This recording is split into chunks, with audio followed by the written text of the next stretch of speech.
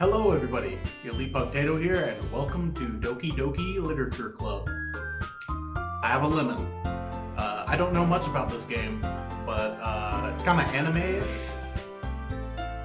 Don't usually play this kind of game, but you know, you gotta do what you gotta do, right? Alright, let's get into this. We got the emotional support lemon here. Hey! Okay, how do I play? Can I just click? Okay. I see an annoying girl running toward me from the distance, waving her arms in the air like she's totally oblivious to any attention she might draw to herself. That girl is Sayori, my neighbor and good friend since we were children. You know, the kind of friend you would never see yourself making today. But it's just kind of works out because you've known each other for so long. We used to walk to school together on days like this, but starting around high school she would oversleep more and more frequently, and I would get tired of waiting up. But if she's going to chase after me like this, I almost feel better off running away.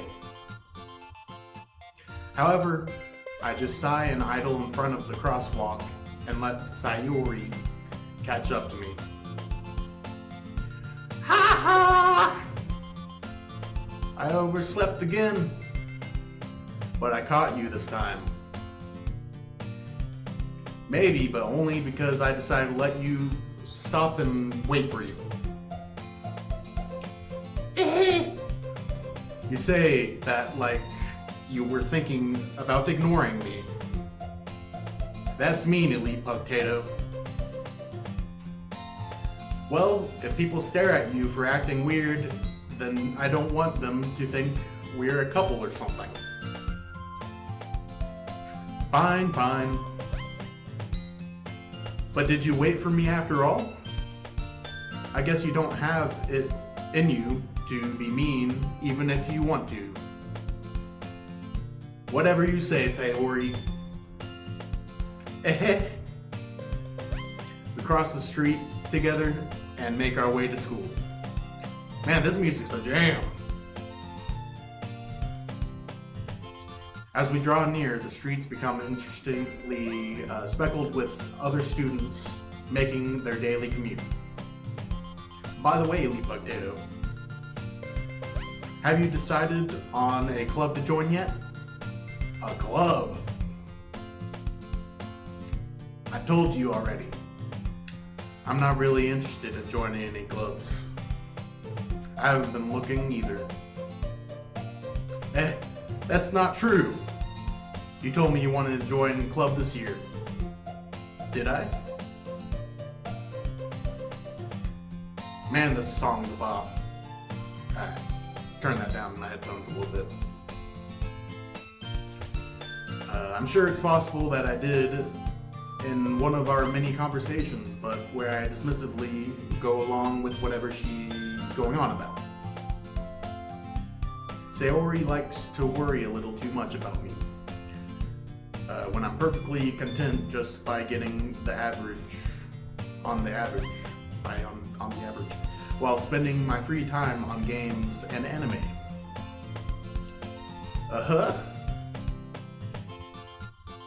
I was talking about how I'm worried that you won't learn how to socialize or have any skills before college.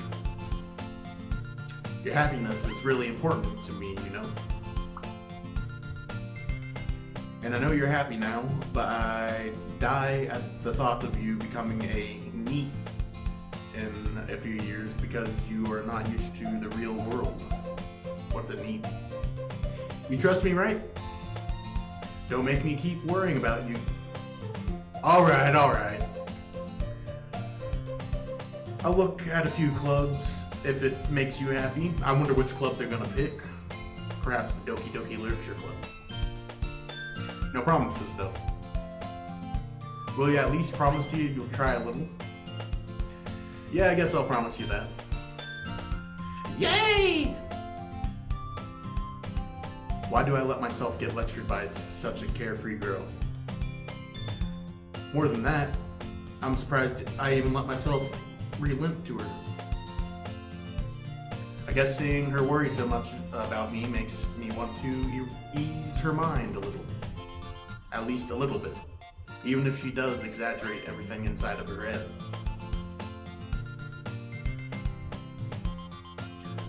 The school day is as ordinary as ever. As ever. And it's over before I know it. After I pack up my things, I stare blankly at the wall, looking for an ounce of motivation. Clubs. Sayori wants me to check out some clubs. I guess I have no choice but start with the anime club. So when I was in school, I kind of zoned out a lot. Didn't really do my homework as much as I should have, and I skipped a lot of school. And then I ended up dropping out. But the thing is, I feel like I'm decently smart though. Like in, say, math class, I wouldn't really pay attention 100%, and I couldn't really follow along because I missed so much school. But I like playing with concepts in my head, so I would just kind of see what's going on and kind of think out of the box of what could be going on and ways you can use the math to do things. So yeah, just because you don't do great in school doesn't mean you're stupid or anything. You can apply yourself. I know, but still, you can do stuff in your own way, and that's what the world's about, is doing stuff in your own way and be able to create what you can with what you have in your mind. Emotional support women, certified lecture, motivational speech. Sayori. Hello? Sayori? Sayori must have come into the classroom while I was spacing out. I look around and realize that I'm the only one left in the classroom. Wow, you really spaced out. Or I really spaced out. I thought I'd catch you coming out of the classroom, but I saw you just sitting here and spacing out, so I came in. Honestly, you're even worse than me sometimes. I'm impressed. You don't need to wait up for me if it's going to make you late to your own club. Well, I thought you might need some encouragement, so I thought, No, what? Well, that you could come to my club. Sayori. Yeah? There's no way I'm going to your club. Meanie. Sayori is vice president of the literature club. Literature. Not that I was ever aware that she had any interest in literature. Man, I don't really talk much outside of recording, so my throat's already hurting a little bit from all this reading. But I'm sure I'll get used to it. In fact, I'm 99% sure that she only did it because she thought it would be fun to help start a new club. Since she was the first one to show interest after the one who proposed the club, she inherited the title Vice President. That said, my interest in literature is guaranteed to be even less. Yeah, I'm going to the anime club. By the way, also, I'm not a big reader, but I have tons of books in certain categories that I eventually want to read saved. Because I don't want to just read any book. I'm very specific about the stuff I want to read. I like a lot of fantasy stuff, like just the concepts. I like finding different weapons and categorizing different superpowers and stuff like that. Because eventually I want to make big films and stuff. But that's way in the future, and also video games and stuff like that. I want to pull inspiration from as much as I can, pack it all as much as I can into series and stuff. And then I also have I want to start up a laboratory, so I take all kinds of science books and bookmark them and everything. So yeah, Okay, yeah, let's get back in the game. Enough about me. Come on, please. Why do you care so much anyway? Well, I kind of told the club yesterday I would bring a new member. And Natsuki made cupcakes and everything. Don't make promises you can't keep. I can't tell if Sayori is really that much of an airhead or if she's so cunning as to have planned all this out. I let out a long sigh. Well, that was awful. Fine, I'll stop by for a cupcake, okay? Yes, let's go. And thus, today marks the day I sold my soul for a cupcake.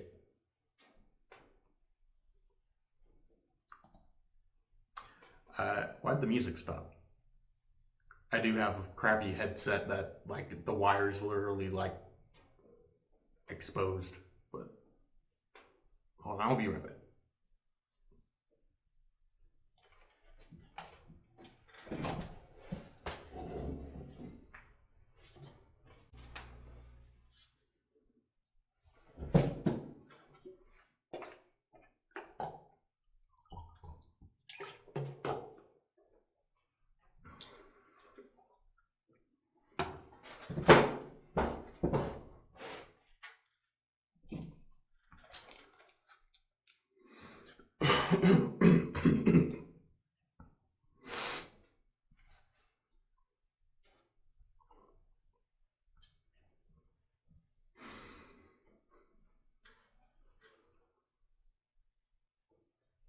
Alright, I'm back.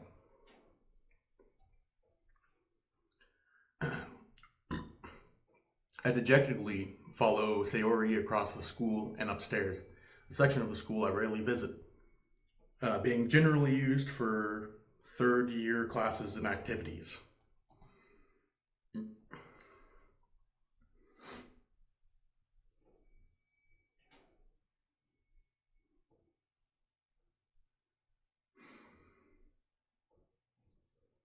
Sayori, full of energy, swings open the classroom door. There we go.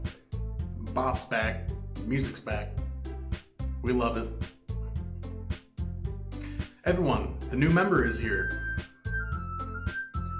I told you, don't call me new member. I glanced around the room. Girl 1. Welcome to the Literature Club. It's a pleasure meeting you. Sayori always says nice things about you. Girl 2. Seriously, you brought a boy? Way to kill the atmosphere. Girl 3. Ah, Illy Potato, what a nice surprise. Welcome to the Literature Club, or the club, for short. All words escape me in this situation. This club. It's full of incredibly cute girls. Girl 2. What are you looking at? If you want to say something, say it. Sorry. Natsuki. The girl with the sour attitude, whose name is apparently Natsuki, is one I don't recognize. Small figure makes me think she's probably a first year. She's also the one who made cupcakes, according to Sayori. You can't just ignore her when she gets moody. Sayori says that quietly into my ear, then turns back towards the other girls. Anyway, this is Natsuki, always full of energy. And this is Yuri, the smartest in the club. Don't say things like that. Yuri, who appears comparably more mature and timid, seems to have a hard time keeping up with people like Sayori and Natsuki. Ah, well, it's nice to meet both of you. And it sounds like you already know Monika. Is that right? That's right. It's great to see you again, Elite Potato. I don't know this girl. I don't know her. I'm just gonna say straight up, I don't know this girl. Monica smiles sweetly. We do know each other well. We rarely talked, but we were in the same class last year. Monica was probably the most popular girl in class. Smart, beautiful, athletic. Basically, completely out of my league. So having her smile at me generally feels a little new to Monica. What? I think I misread or something. Come sit down, Late Potato. We made room for you at the table so you can sit next to me or Monica. I'll get the cupcakes. Hey, I made them. I'll get them. Sorry, I got a little too excited. Then how about I make some tea as well? The girls have a few desks arranged to form a table. As Sayori mentioned, it's been widened so that there is one space next to Monica and one space next to Sayori. I gotta turn down this music a little bit. Natsuki and Yuri walk over to the corner of the room where Natsuki grabs a wrapped tray and Yuri opens the closet. Still feeling awkward, I take a seat next to Sayori. Natsuki proudly marches back to the table, tray in hand. Okay, are you ready? Ta-da! Whoa! Natsuki lifts the foil off the tray to reveal a dozen white fluffy cupcakes decorated to look like little cats. The whiskers are drawn with icing, and little pieces of chocolate were used to make the ears. So cute!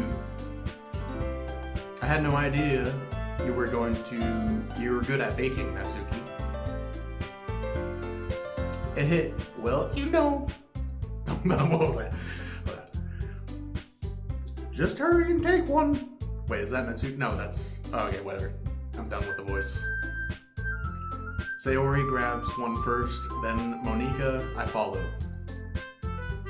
It's delicious. Sayori talks with her mouth full and has already managed to get icing on her face. I turn the cupcake around in my fingers, looking for the best angle to take a bite. Natsuki is quiet. I can't help but notice her sneaking glances out in my direction.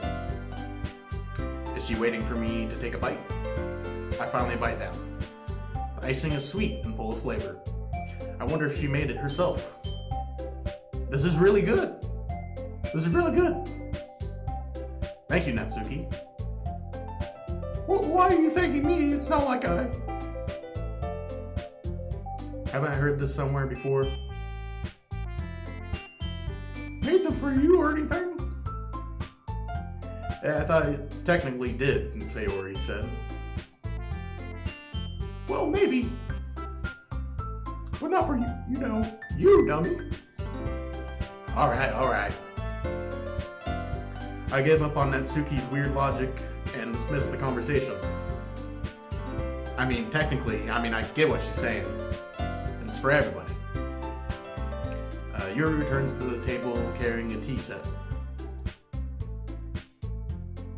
She carefully places a teacup in front of each of us before setting down the teapot next to the cupcake tray. You keep the whole tea set in this classroom? That's what I was thinking. You're just like, sure, you brought in cupcakes, but like, you're just like, I'll whip up a pot of tea, Don't worry, the teacher gave us permission. After all, doesn't a hot cup of tea help you enjoy a good book? I guess. Don't let yourself get intimidated. Yuri's just trying to impress you. That's not... Insulted, Yuri looks your way. I mean that, believe you. Well, tea and reading might not be a pastime for me, but at least enjoy tea. I'm glad. Yuri faintly smiles to herself in relief. Monika raises an eyebrow, then smiles at me. So what made you consider a literature club? I was afraid of this question. Something tells me I shouldn't tell Monika that I was practically dragged here by Sayori. Well, I haven't joined any clubs yet, and Sayori seems to really be happy here, so... That's okay. Don't be embarrassed. We'll make sure you feel right at home, okay? As president of the Literature Club, it's my duty to make the club fun and exciting for everybody. Monika, I'm surprised. How come you decided to start your own club? You could probably be a board member for any of the major clubs. Weren't you a leader of the debate club last year? Well, you know. To be honest, I can't stand all the politics and the major clubs. It feels like nothing but arguing about the budget and publicity and how to prepare for events. I'd much rather take something I personally enjoy and make it something special out of it. That's how you do it.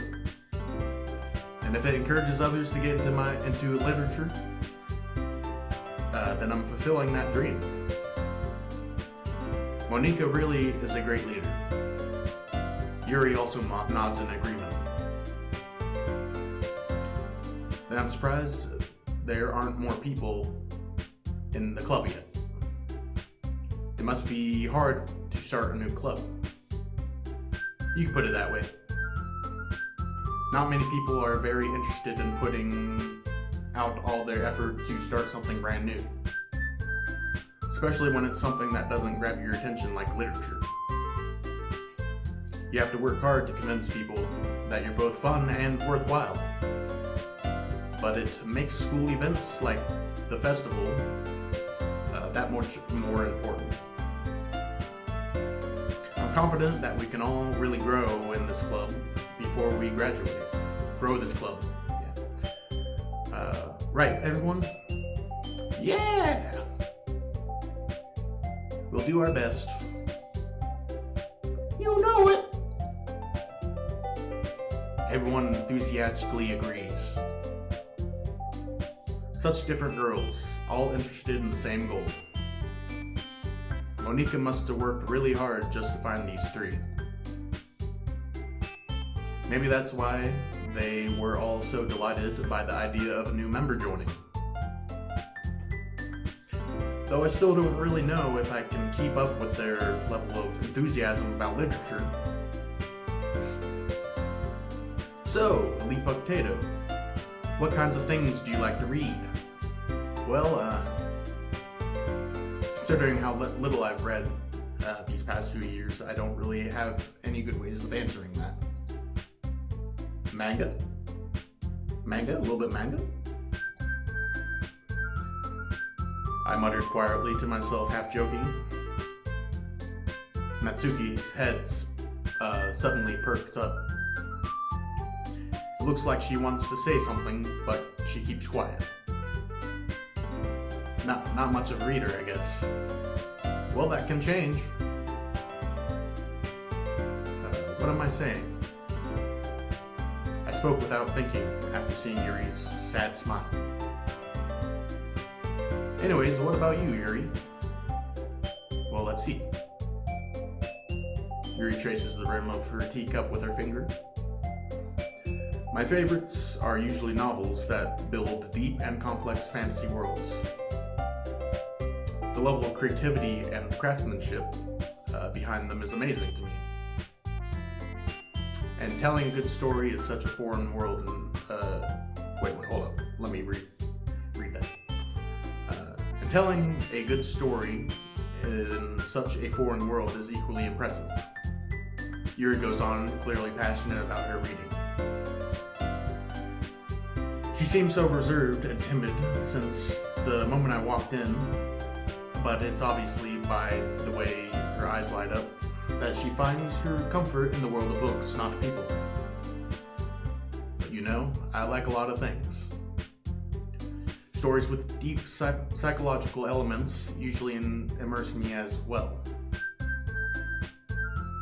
Isn't it amazing how a writer can deliberately take advantage of your own lack of imagination to completely throw you off through a loop? Anyway, I've been reading a lot of horror lately. I read horror book once. I read horror book. I desperately grasp something I can relate to at the minimal level. It's a lot of reading. It's kind of ironic, it's a literature club game and there's a lot of reading. At this rate, Yuri might as well have been having a conversation with a rock. Really, I wouldn't have expected that, Yuri. For someone as gentle as you. I guess you could say that. But if a story makes me think or take me to another world, then I really can't put it down. Surreal horror is often very successful at changing the way you look at the world, if only for a brief moment. Oh, I hate horror! Oh, why is that? Well, I just... Natsuki's eyes dart over to me for a split second. Never mind! That's right, you usually like to write about cute things, don't you, Natsuki? What? What gives you that idea? You left a piece of scrap paper behind last club meeting. It looked like you were working on a poem called... Don't say it out loud! Hey, give me that back! Fine. Your cupcakes, your poems. Everything you do is just cute as you are. Sayori Siddles? I don't know what that is. Up behind... Is that supposed to be slides? Up behind Natsuki and puts her hand on her shoulders. I'm not cute. Natsuki, you write your own poems? Well, I guess sometimes. Why do you care? I think that's impressive. Why don't you share them sometime? No! Natsuki averts her eyes. You wouldn't like them. Not a very confident writer then, yeah. I understand how Natsuki feels. Sharing that level of writing takes more than just confidence. The truest form of writing is writing to oneself. You must be willing to open up to your readers, exposing your vulnerabilities, show even the deepest reaches of your heart. Do you have writing experience too, Yuri? Maybe if you share some of your work, you can set an example and help Natsuki feel comfortable enough to share hers. Bop, bop, bop. I guess it's the same for Yuri. I wanted to read everyone's poems. We all sit in silence for a moment.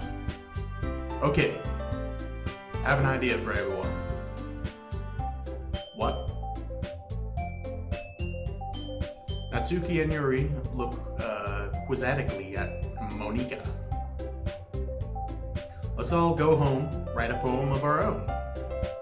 The next time we meet, we'll all share them with each other. That way, everyone is even. Yeah, let's do it. Plus, now that we have a new member, I think it will help us all get a little bit more comfortable with each other and strengthen the bond of the club. Isn't that right, Elite Potato? Monika smiles warmly at me wait, hold on. Monika smiles warmly at me once again. Hold on, there's still one problem. What's that?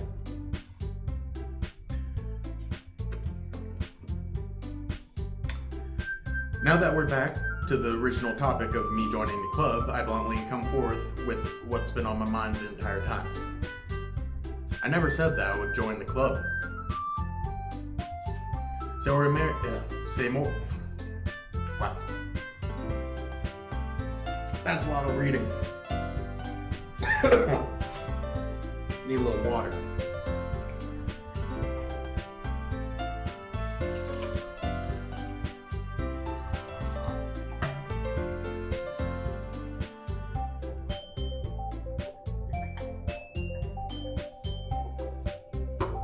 Oh yeah.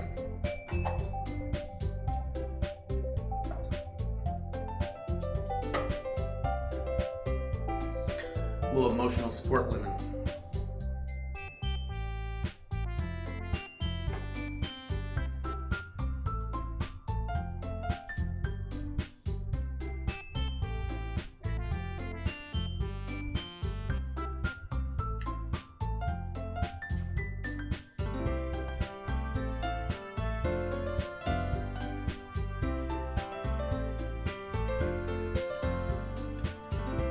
Oh yeah, that's tart.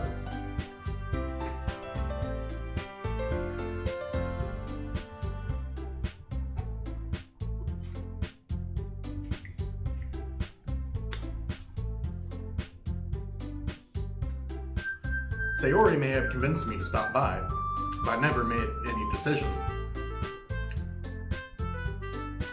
I still have other clubs to look at, and I lose my train of thought. All four girls stare back at me with dejected eyes. Good thing it wasn't ejected eyes, because that'd be kinda wild. But, I'm sorry, I thought, Elite Potato.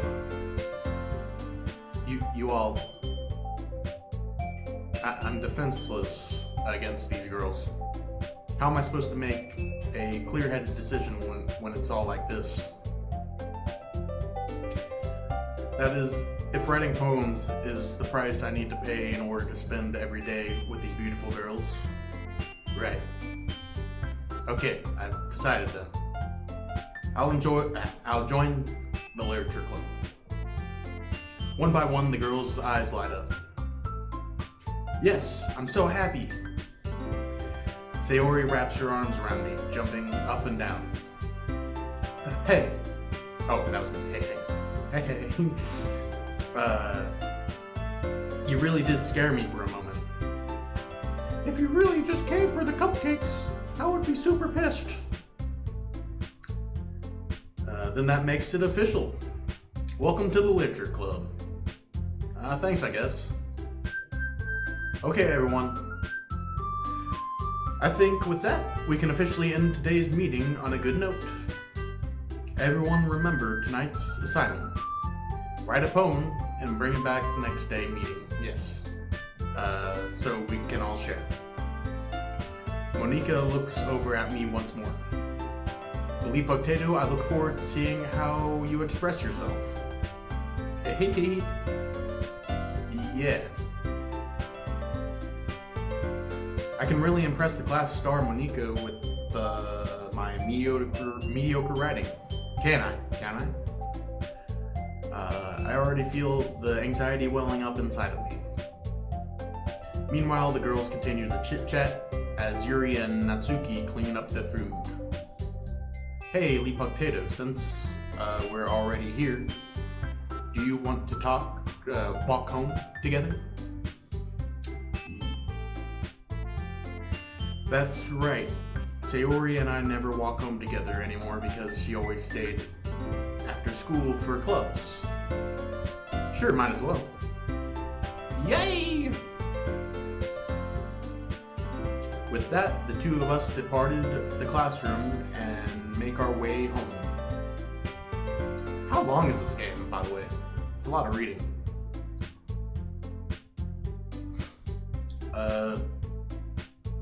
The whole way, my mind wanders back and forth between the four girls. Sayori, Natsuki, Yuri, and of course Monika.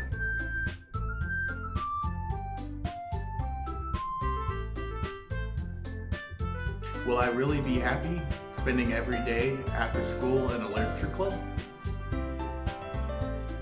Perhaps I'll have the chance to grow closer to one of these girls. Alright. I just need to make the most of my circumstances, and I'm sure good fortune will find me. And I guess that starts with writing a poem tonight. It's time to write a poem. Pick words. Wait, hold on. It's time to write a poem. Pick words you think your favorite club member will like. Something good might happen with whoever likes your poem the most. I'm confused.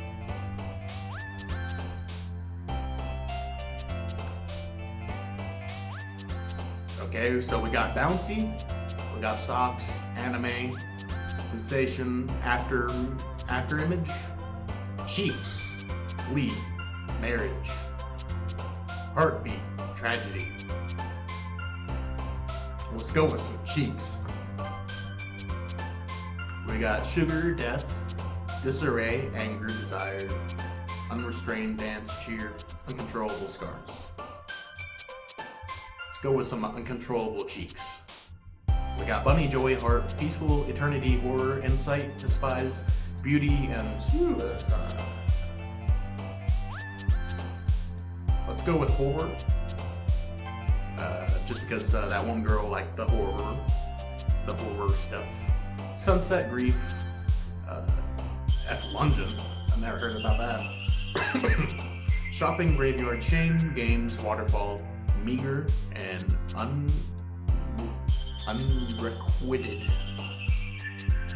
Let's go with games. I like games. Charm, nightgown, captive, frightening, laugh, clouds, clumsy, vitality, silly, wrath. Let's go with silly. Let's get a little silly. Time, amazing, portrait, determination, massacre, kawaii, yeah. Analysis, aura, fluffy journey, kawaii. Whisper, promise, crimson, doki doki. Skirt, defeat, childhood, love, agonizing lollipop. Agonizing lollipop, that's quite the combination. I guess lollipop? I mean, there was Doki Doki, but whatever. Headphones, excitement, rose, melody, bed, ocean pink, proof, precious, and extraordinary. Extraordinary. Is this some kind of weird psychological analysis? Memories, question, boop, awesome, tears, bubbles, sticky, pain, lipstick, fickle. Let's go with the boop. Treasure, imagination, entropy, jumpy, wonderful, candy, landscape, fireflies cry and dazzle. It's kind of between imagination, candy, and treasure. Let's go with imagination. Together, color, disaster, whistle, sadness, flower, passion, embrace, kiss, judgment. Go with a kiss. Disown, sparkle, incongruent, depression, breathe, contamination, sunny, Valentine, family, forgive. It's really going down here. Let's go with sunny. Strawberry, lucky, empty, destiny, whirlwind, prayer, pleasure, special, sing, rainbow.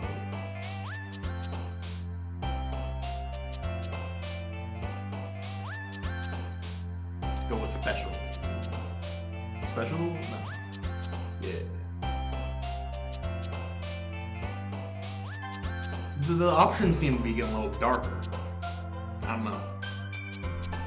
Smile, spinning, fear, blanket, music, friends, feather, existence, infallible, and vivacious.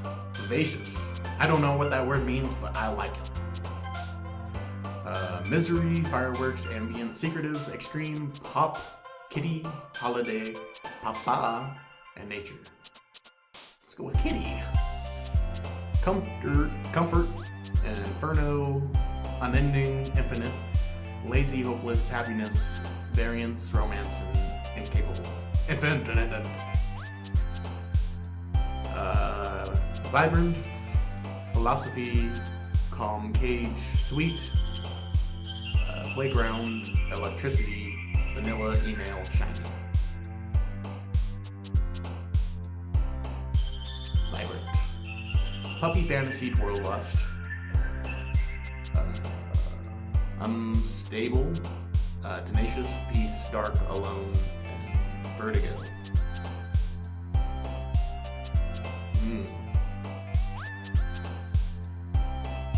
Lust or fantasy? Which one are we going? Fantasy. Intellectual, daydream, fun, uncanny, COVID.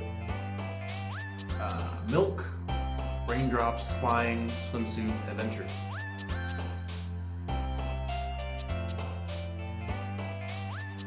I like the word milk, but adventure. Cute, melancholy, pure, marshmallow. Warm, climax. Nibble, misfortune, dream, jump. Dream. We did it.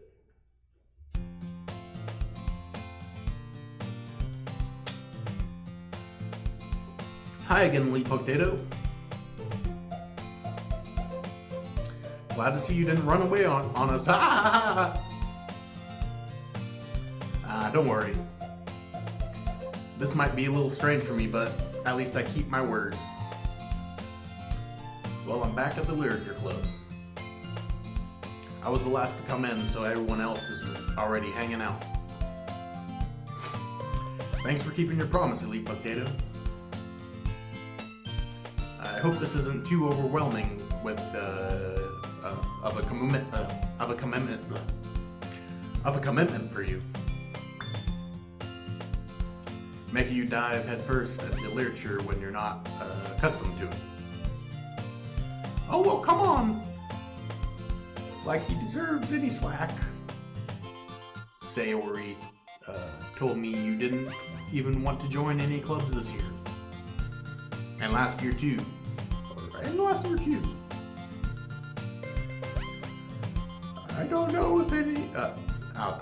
okay, done with the voice. I don't know if you plan to just come here and hang out or what. But if you don't take us seriously, then you won't see the end of it. Natsuki, you certainly have a big mouth for someone who keeps her manga collection in the club room. Natsuki finds herself stuck between saying Monika and manga. Manga is literature. Swiftly defeated, Natsuki plops back into her seat. Don't worry, guys.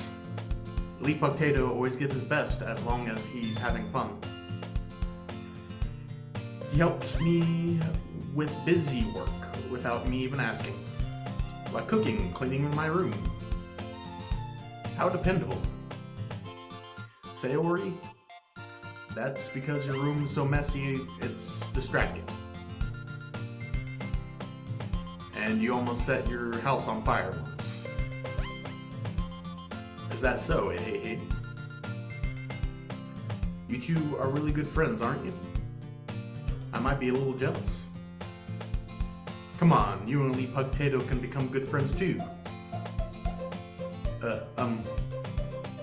Sayori. As usually, Sayori seems oblivious to the weird situation she just put me into. Oh, Yuri even brought you something today, you know? Wait, Sayori? Me? Not really. Don't be shy. It's really nothing. What is it? Never mind. Sorry made it sound like a big deal when it's really not. What do I do? I'm sorry, Yuri. I wasn't thinking. I guess that means it's up to me to rescue the situation. Hey, don't worry about it. First of all, I wasn't expecting anything in the first place. So any nice gesture from you is a pleasant surprise. It'll make me happy no matter what. Is that so? Yeah, I won't make a big deal if you don't want it to be. Alright. Well, here. Yuri reaches into her bag and pulls out a book. I didn't want you to feel left out, so I picked you out a book that I thought you might enjoy. It's a short read, so it should be kept. It should keep your attention, even if you don't usually read. And we could, what? Discuss it if you want. Okay. But this is... How is this girl accidentally being so cute? She even picked out a book she thinks I like, despite me not reading much. Yuri, thank you. I'll definitely read this. Nope, no, I'm kidding. I'll read it. I enthusiastically take the book. Phew.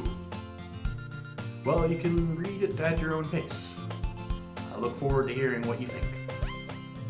Now that everyone's settled in, I expect Monica to kick off some scheduled activities for the club. But that doesn't seem to be the case. Sayori and Monica are having a cheery conversation in the corner. Yuri's face is already buried in the book. I can't help but notice her intense expression, like she was waiting for this chance. Meanwhile, Natsuki is rummaging around the closet. I hear Natsuki utter an exasperated sigh from within the closet. She seems to be annoyed by something. I approach her in case she needs a hand. You looking for something in there?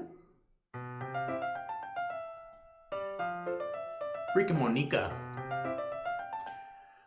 She puts my stuff back in... She never puts my stuff back in the right spot. What's the point of keeping your collection organized if someone else is just gonna mess it up? Natsuki slides a bunch of stacked books and boxes across the shelf. Manga. You read manga, right? Sometimes.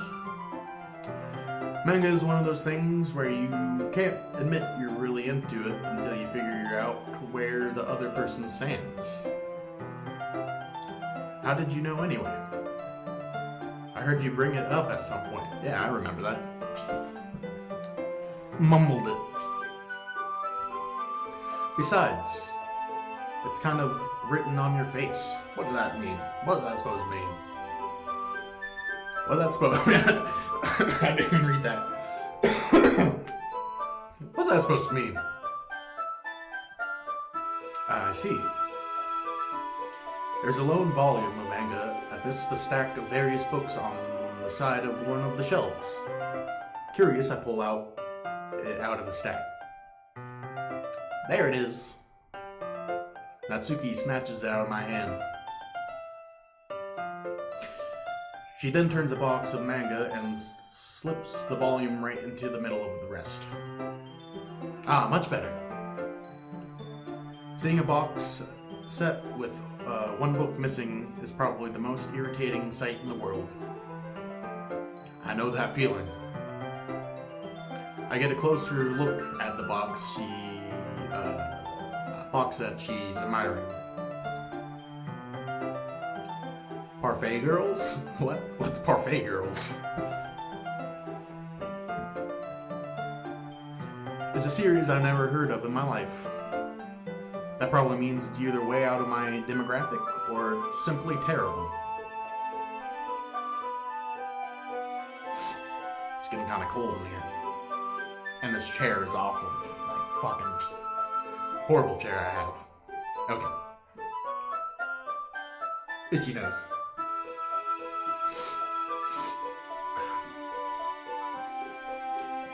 If you're gonna judge, you can go do it through the glass on that door. What? No, I read that right. She points to the classroom door. Does she mean just like...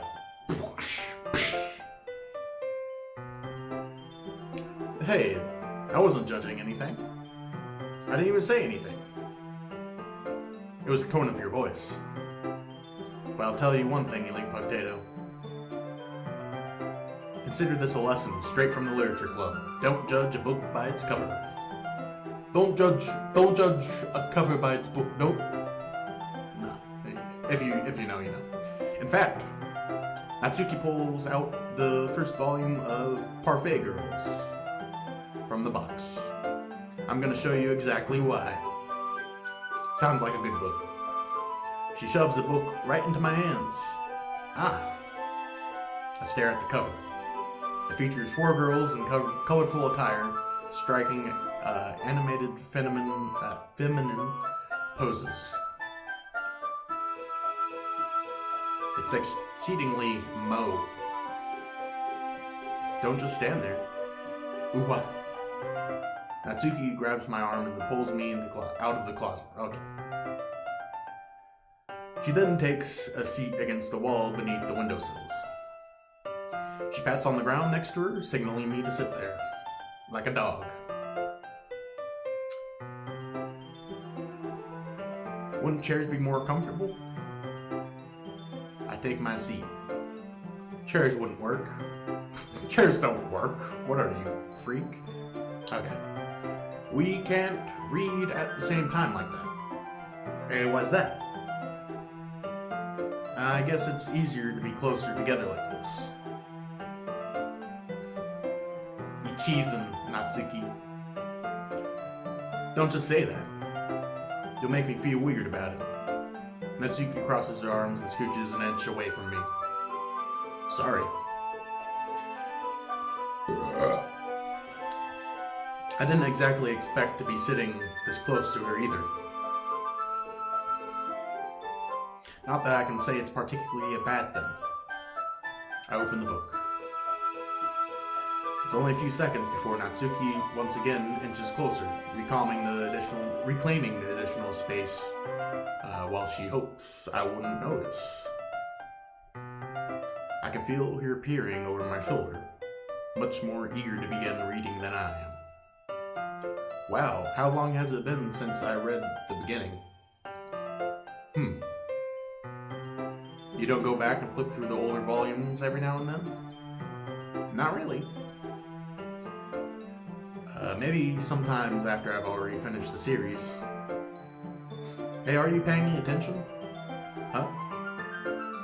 I am, but nothing's really happened yet, so I can talk at the same time. It looks like it's about a bunch of friends in high school. Typical slice of life affair. I kind of grew out of these since it's rare for the writing to be entertaining enough to make up for the lack of plot. So, what should I expect from this? Is there going to be plot? Well, obviously. You think I would enjoy something that didn't have plot? I mean, well, I guess I know what you're saying. A lot of the beginning is about simple things. Like there's a really funny chapter where they're obsessed with a guy at the ice cream shop. But that just helps you get to know the characters. And besides, it's still entertaining. But later on, there's all kinds of drama. Like when they get into all their backstories, and when some of the romance starts to happen. That's really what makes it good. There's so many touching parts. Ah, is that so? It sounds like you really know what you're talking about. Maybe I underestimated you. Hey. Hey, wait. What's that supposed to mean? Ooh, what? Natsuki gives me a little shove. I just meant that I haven't yet seen you at your full power. Good save. This chapter seems like it's about baking. This is just a guess, but is there a lot of baking in this manga? Well, Natsuki pauses for a moment, as if she doesn't want to admit something. Yeah. Why does that matter? It doesn't. I was just curious. Since you enjoy baking too, right? That's just a coincidence. I just happened to get into baking around the same time I got into this manga. Like I would ever get into anything because of it. It's in a manga. I feel bad for anyone that impressionable. Ahaha. Definitely not a coincidence. I guess that explains Natsuki's interest in baking. Still, of all the hobbies to pick from a manga, that's definitely one of the better ones. Not to mention, she's really good at it, so who am I to judge? ...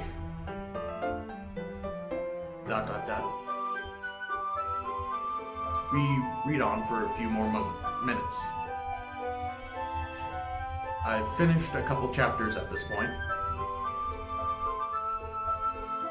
Are you sure this isn't boring for you? It's not, even though you're just watching me read. Well, I'm fine with that, if you say so. I guess it's fun sharing something you like with someone else. I always get excited when I convince any of my friends to pick up a series I enjoy. You know what I mean? You don't? That's not... Well, I wouldn't really know. What do you mean? Don't you share your manga with your friends? Could you not rub it in? Jeez. Sorry. Like I could ever get my friends to read this. They just think manga is for kids. I can't even bring it up without them being all like, you still haven't grown out of that yet? Makes me want to punch them in the face. I know those kinds of people. Honestly, it takes a lot of effort to find friends who don't judge, much less friends that are also into it. I'm already kind of a loser, so I guess I gravitated towards the other losers over time. But it's probably harder for someone like you. Yeah, that's pretty accurate. Wait, which part? I mean, I feel like I can't even keep it in my own room. I don't even know what my dad would do if he found this. At least it's safe here in the clubber. Except Monika was kind of a jerk about it. I just can't win, can I? Oh damn. Right-clicked.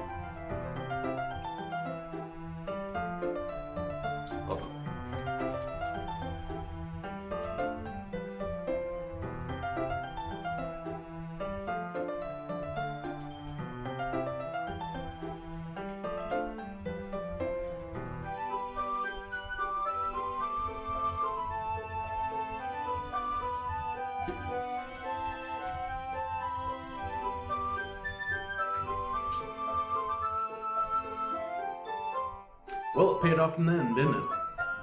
I mean, here I am reading it. Well, it's not like that solves any of my problems. Maybe. But at least you're enjoying yourself, right? So? Aha. Geez, that's enough. Are you gonna keep reading or what? Yeah. I flip the page. Suddenly, Natsuki starts laughing. Ahaha. I totally forgot that happens. Natsuki puts her finger on one of the panels. Minori is my favorite character. You always feel a little bad for her, since she's so unlucky. But it gets especially bad when... I shouldn't be talking about that yet. Just finish this chapter. Natsuki's voice sparkles with excitement. It's a stark contrast to her usual bossy tone. But if she's not used to sharing her favorite manga with her friends, I can understand why. It's hard to express in words the feeling when you get when connecting with someone like that. And being able to provide that to Natsuki, for whom it's a rare experience, the thought makes me smile a little to myself. Okay, everyone. Are you all ready with today's poems? Come on. Could your timing be any worse? Sorry. I just need to make sure we have enough time. Though you do look pretty cozy over there, huh? Natsuki suddenly notices how close she's gotten to me. She hastily slides herself a good 12 inches away from me. Alright, I guess I'll stop here for now. I close the book and hand it towards Natsuki. You're just giving it back? Don't you want to know what happens? Yeah, but Monika just said, don't be dumb. Just take it home with you. Is that really alright? I say that mostly because I really didn't plan on using my spare time to read this. Well, of course. It would take forever to finish it if you didn't take it home. Just finish that one before tomorrow so we can start the next one. Oh, geez. That's a big ask. And if it gets bent, I'll kill you. By tomorrow? I only got part way through the volume so far. I might fall behind on some shows if I don't get through this. But I suppose that's a necessary sacrifice in exchange for seeing Natsuki's enthusiastic face. Or am I more scared of what will happen if I don't finish it? Alright then. I stand up. I return to where I put my stuff and carefully slip the book into my bag. By the way, did you remember to write a poem last night? Yeah. My relaxation ends. I can't believe I agreed to do something so embarrassing. I couldn't really find much inspiration since I never really done this before.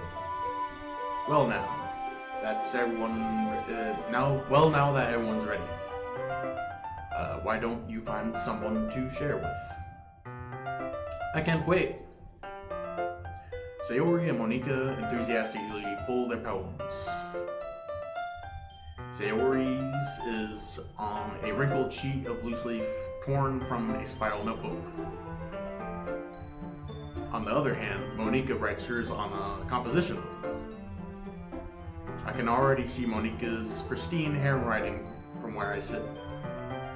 Natsuki and Yuri reluctantly comply as well, reaching into their bags. I do the same myself. Hey, what? An option. Oof.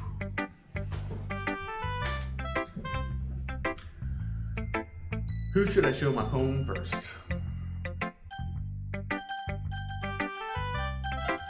Sayori's a friend that we've known for a while. Natsuki is Natsuki, you know. Yuri and Monika, we don't really know much about. I think Monika was the one that we knew from when we were younger.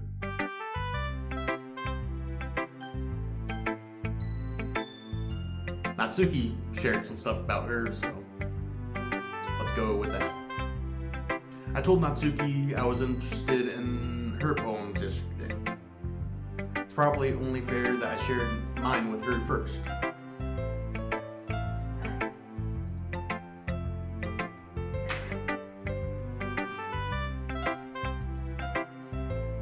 Okay, well, let's start with the things I don't like. First of all, Natsuki rereads my poem.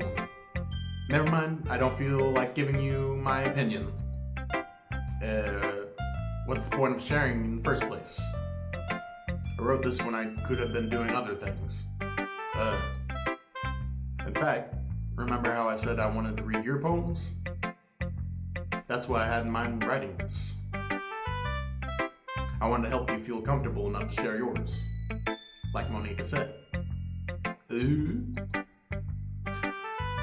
Well, I would be more comfortable sharing my poem if yours was really bad. You were supposed to show me some dumb poem and make me go, ah, well, it's not that great, but let me show you what real literature looks like. And you went and ruined it. I hope you're happy. So, in other words, you're saying you liked it. Natsuki's retort gets caught in her throat. You're so... You don't understand anything, do you? I already told you that. You don't have to go announcing it to the world like you're all self-important. Pretty sure you never actually said that. I say that mostly to myself. Natsuki must really hate me or something. I can't figure out if it's a win or a loss that she liked my poem. In any case, you still need to show me yours, right? Or fine, I guess. Only because Monica will make me if I don't.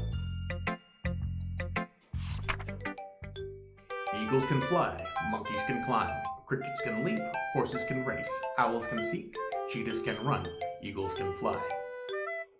People can try, but that's about it.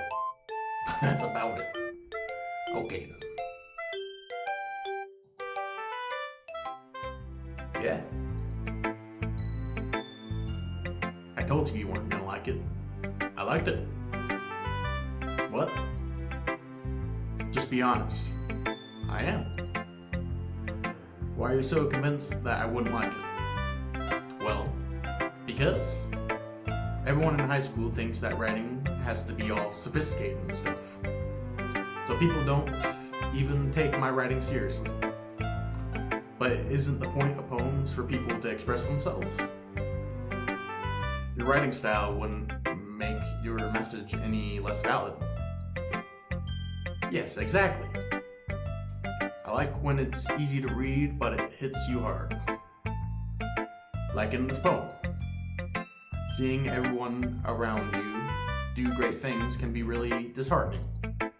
So I decided to write about it. Yeah, I understand. But the other nice thing about simple writing is that it puts more weight on the wordplay.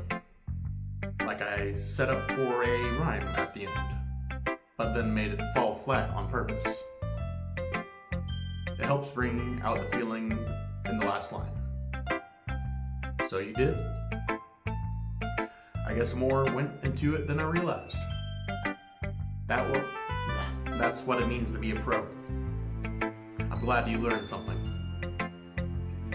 Didn't expect that from the youngest one here, did you?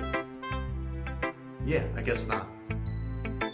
I decided to humor her. I decided to humor her with the last comment.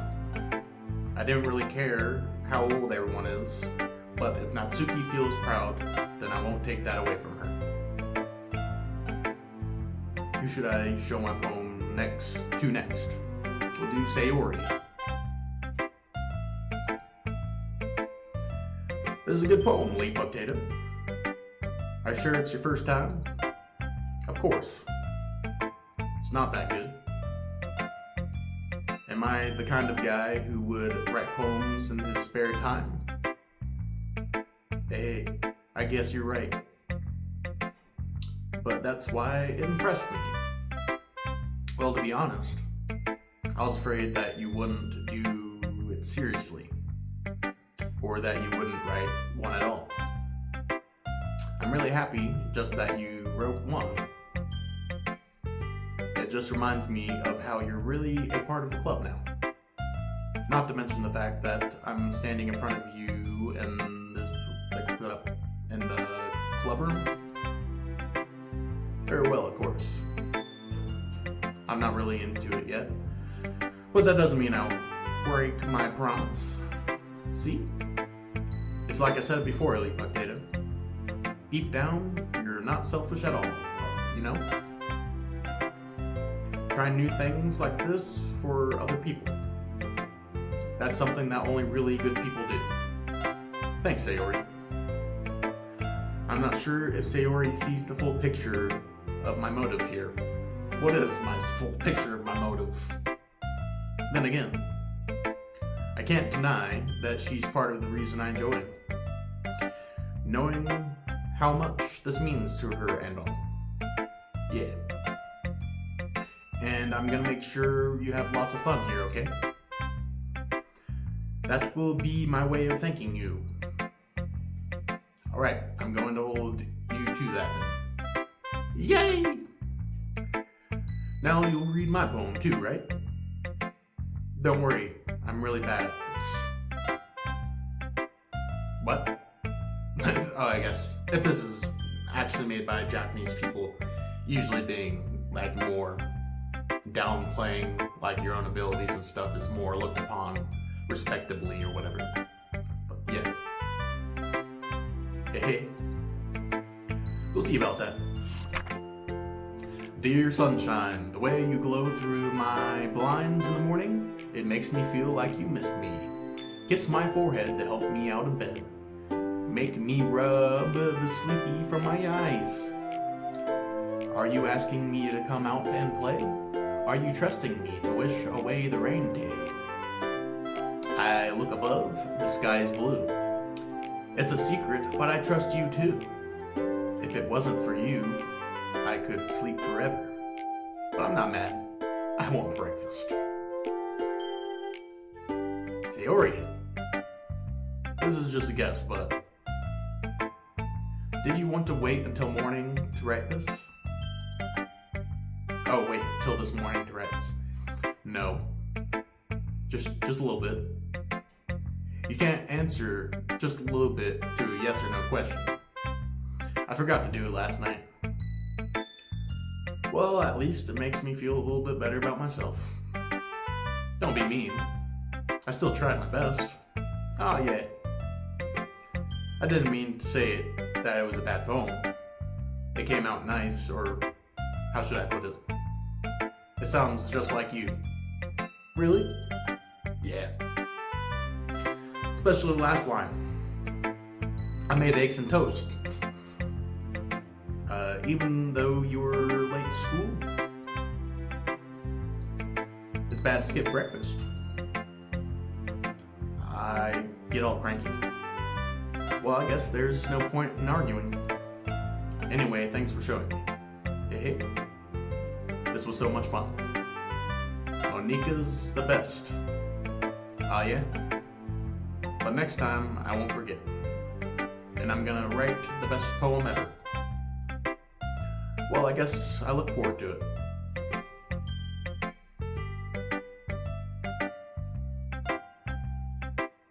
We'll do Yuri.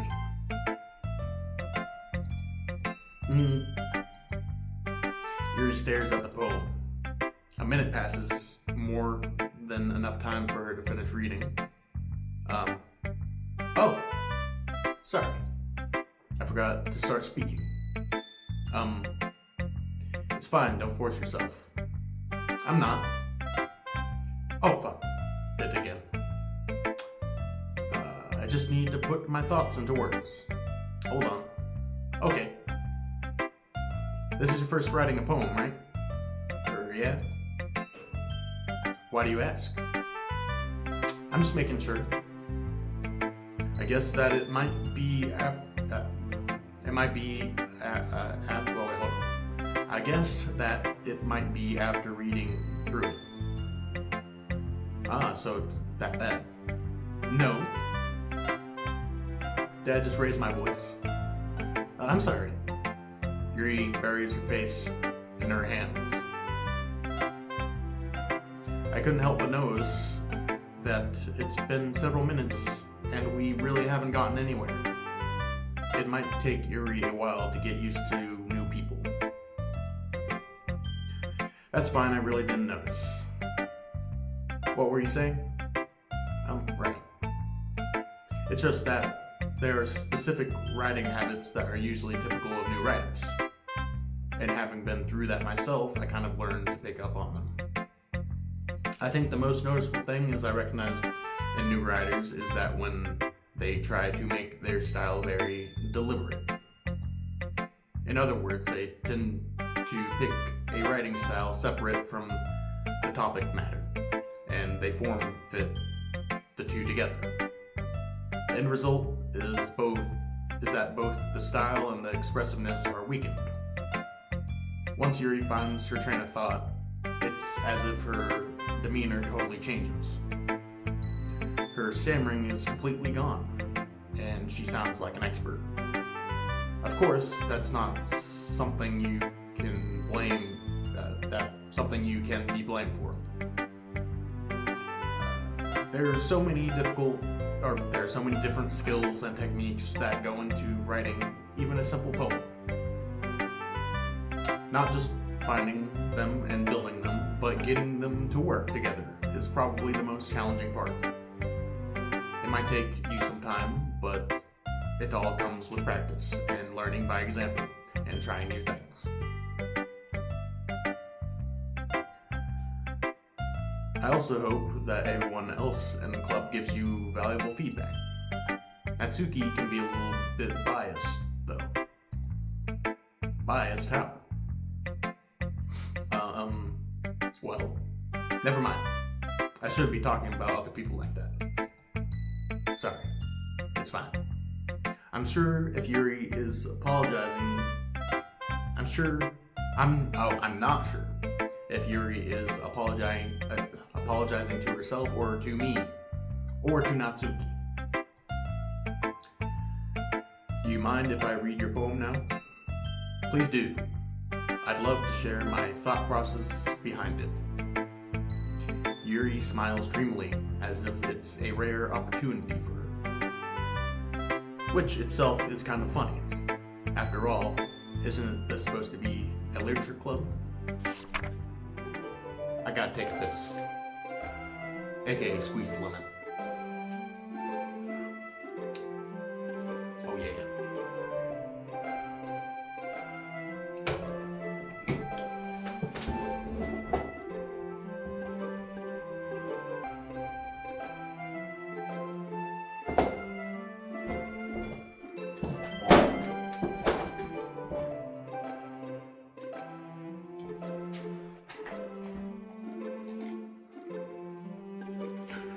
Alright, we back. Alright, so, first thing, I'm pretty sure this writing is different, and it's a little bit more difficult to read. It seems to be cursive. Kind of useless cursive, really, other than writing your signature, I think, nowadays, so let's get into this. Ghost under the light. The tendrils of my hair illuminate beneath the amber glow. Bathing. It must be this one. The last remaining street light to have withstood the test of time. The last yet to be replaced by the sickening blue-green hue of the future. I do think that it would be cool if they genetically engineered trees to be bioluminescent. Like blue. I bathe, calm, breathing air of the present, but living in the past. The light flickers. I flicker back.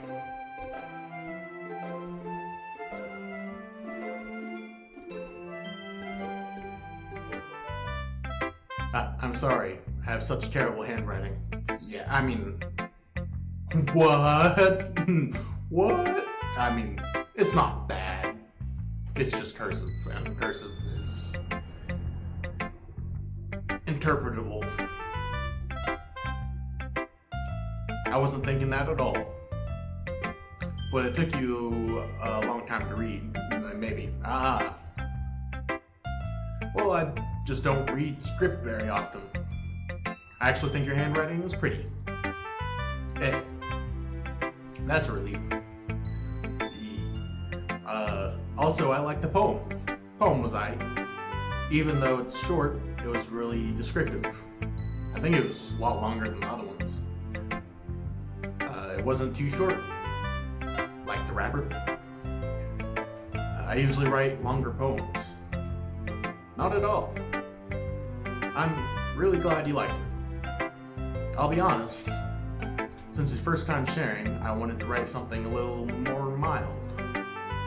Something easy to digest, I suppose. Are you into ghost theory? Actually, the story isn't about a ghost at all, Elite Bug Data. Really? I must have totally missed the point. Well, I suppose you did only glance over it after all. But remember that poets often express their own thoughts, feelings, and experiences in their work. They usually do more than tell a simple story or paint a picture. I'm guessing her poem was more about the ghosts of the past as of, like, the reminiscence, or the lingering, or the absence of the stuff from the past coming to the future. That's my take on it. They usually do more than tell a simple story or paint a picture. In this case, perhaps the subject of the poem is only being symbolically compared to a ghost. Lingering in her past, lingering in her last remaining place of comfort, unable to let go of the past. And soon to be left with nothing. That's a lot more soul in putting it that way. I hadn't even thought of that. That's impressive.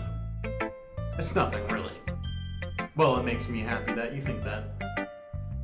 Just remember that it won't be long before you pick up on these things too. Yeah, maybe you're right. I guess I'll have to keep trying. I'm counting on you. Who should I show my poem to next? I wonder. Monica! Hi, Elite Potato. Having a good time so far? Yeah. Sorry you're the last one I picked. I just didn't want, Yuri, I think it was, to feel left out. Good, glad to hear it. By the way, since you're new and everything, if you ever have any suggestions for the book club, like new activities or things we can do better, I'm always listening. Don't be afraid to bring things up, okay? Same with you guys. Give me game suggestions. Give me video ideas and stuff. I have tons. I have an insane amount. But I'm always open to ideas of, like, trying new things and everything. So, any type of game, give me a suggestion for it. Any video idea, give me a suggestion for it. I'll probably end up doing it or incorporating the idea into another video idea. So yeah, I already have a huge list of games to play. So yeah, go ahead and do that. Also like the video and subscribe, maybe. Also. Okay, yeah, let's go. Alright, I'll keep that in mind. Of course, I'll be afraid to bring things up. I'm much better off just going with the flow until I'm more settled in. Anyway, want to share your poem with me? It's kind of embarrassing, but I guess I have to. Ha. Don't worry, Elite Potato. We're all a little embarrassed today, you know? But it's that sort of barrier that we all learn to get past soon. Yeah, that's true. I hand Monica my poem. I like it, Elite Potato. That was fast. Really? It's a lot cuter than I expected. Uh-huh. Oh geez. I really wonder what the poem looks like. No. Kinda makes me think of something Natsuki would write. So I wonder if the different words I chose affect the dialogue. It kinda seems like it might with this, because Natsuki kinda has the same, I don't know, dreaminess, and I picked words that weren't death, nightmare, horror.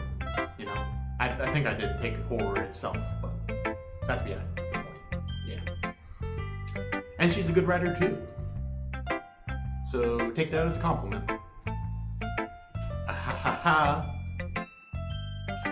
If you say so. Yep. By any chance, have you read anything by Shel Silverstein? Never heard the name in my life. Maybe a long time ago. He's famous for telling all kinds of stories in just a few simple words. His poems can be funny, endearing, and even sad. Is that actually the person's name? I should probably look that up after this and see. Might look into it. And sometimes they're only a few lines long. They might even feel like they're written for kids, but if you think about them, they can express views of the world that would apply for anybody. I see. So you're saying that Natsuki is kind of like that? Sort of. Maybe she's not an expert. But you probably won't find much filler in her poems. They might be easy to write, but they're super challenging to get the meaning through. So I can see why it would be your kind of poem to explore. I'm sure I'll end up trying different things a lot. Maybe I'll incorporate that into some of my songwriting. Shout out JC Dogma. I haven't really posted anything except one song, but I am a bit of a rapper myself.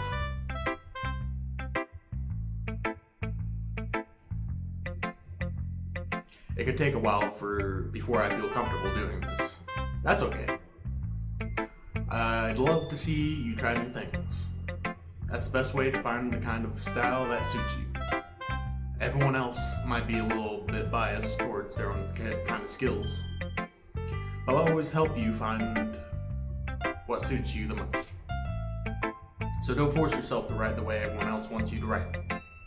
It's not like you have to worry about impressing them or anything.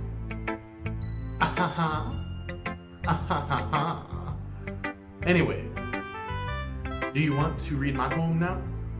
Don't worry, it's not very good. Why do they keep saying this? You sound pretty confident for someone who claims to not be very good. Well, that's because I have to sound confident. That doesn't mean I always feel that way, you know. I see. Well, let's read it. Hole in wall. It couldn't have been me. See the direction that spackle protrudes? A noisy neighbor? An angry boyfriend? I'll never know. I wasn't home. I peer inside for a clue. No, I can't see. I reel, blind, like a film left out in the sun.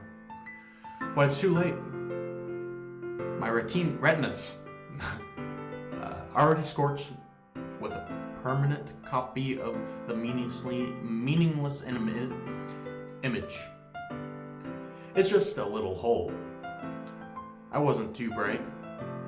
It was too deep, stretching forever into everything.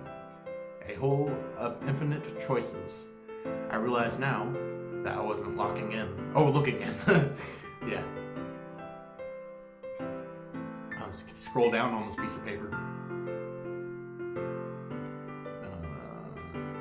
I was looking out, and he, on the other side, was looking in.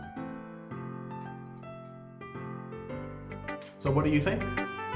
It's very freeform, if that's what you call it.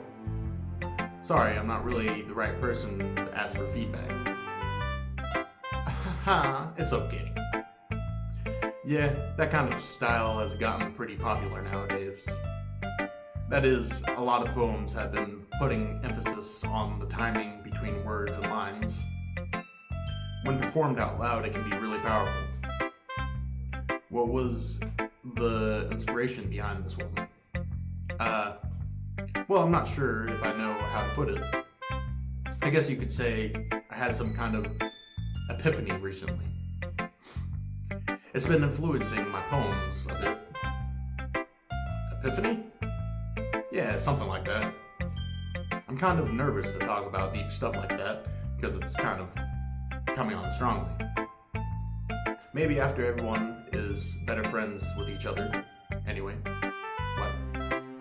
Here's Monica's writing tip of the day. Sometimes when you're writing a poem or a story, your brain gets too fixated on a specific point. If you try so hard to make it perfect, then you'll never make any progress. Just force yourself to get something down on paper and tidy up later. Another way to think about this is if you keep your pen in the same spot for too long, you'll just get a big dark puddle of ink. So just move your hand and go with the flow. That's my advice for today. Thanks for listening. Phew. I guess that's everyone. A glance around the room. That was a little more stressful than I anticipated. It's as if everyone is judging me for my mediocre writing abilities. Even if they're just being nice, there's no way my poems can stand up to theirs. This is a literature club after all. I sigh. I guess that's what I ended up getting myself into. Across the room, Sayori and Monika are happily chatting. My eyes land on Yuri and Natsuki.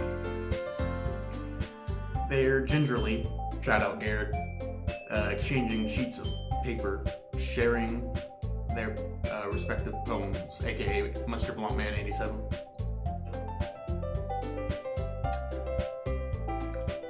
As they read in tandem, I watch each of their expressions change. Natsuki's eyebrows furrow in frustration. Meanwhile, Yuri smiles sadly. What's with this language? Eh? Did you say something? Oh, it's nothing. Natsuki dismissively returns the poem to the desk with one hand. I guess you could say it's fancy. Ah, thanks. Yours is cute. Cute? Did you completely miss the symbolism or something? It's clearly about the feeling of giving up. How can that be cute? I know that. I just mean the language, I guess. I was trying to say something nice. Eh? You mean you have to try that hard to come up with something nice to say? Thanks, but I really didn't come out nice at all. Well, I do have a couple of suggestions. If I was looking for suggestions, I would have asked someone who actually liked it. Which people did, by the way. Sayori liked it. And Elite Potato did too. It was pretty lit. So based on that, I'll gladly give you some suggestions of my own. First of all, excuse me? I appreciate the offer, but I've spent a long time establishing my writing style. That's why I think a lot, too. Like, people want to give criticism and stuff. But I feel like a lot of criticism is kind of unnecessary. Just my own opinion.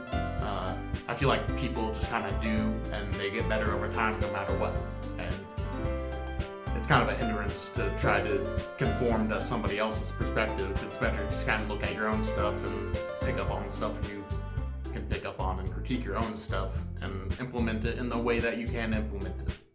Because some stuff is just kind of, that's it, you know. I mean, I'll take criticism and all that, and I'll do whatever, but I'd rather not. And also the self-diminishing aspect of it just kind of, lowers your self-esteem and ability to actually create. I feel like it's better to just make something. People enjoy stuff for multiple reasons. Even Mr. Beast says he uses crappier cameras just because it feels more real or whatever. Like, there's multiple styles and ways of doing things, and people enjoy things for reasons that other people hate things. So you might as well just do your own thing, and everything will be good. That sounded very, I think his name is Rodney Norman, but yeah. Just do your shit. I appreciate the offer, but I've spent a long time establishing my writing style, yeah. I don't expect it to change anytime soon, unless, of course, I come across something particularly inspiring. Which I haven't yet. Whoa, what are you about to say there, bucko? And Elite Potato liked my poem too, you know? And he even told me he was impressed by it. Natsuki suddenly stands up. I don't know, the music's gone. What's gonna happen? Oh? I didn't realize you were so invested in trying to impress our new member, Yuri.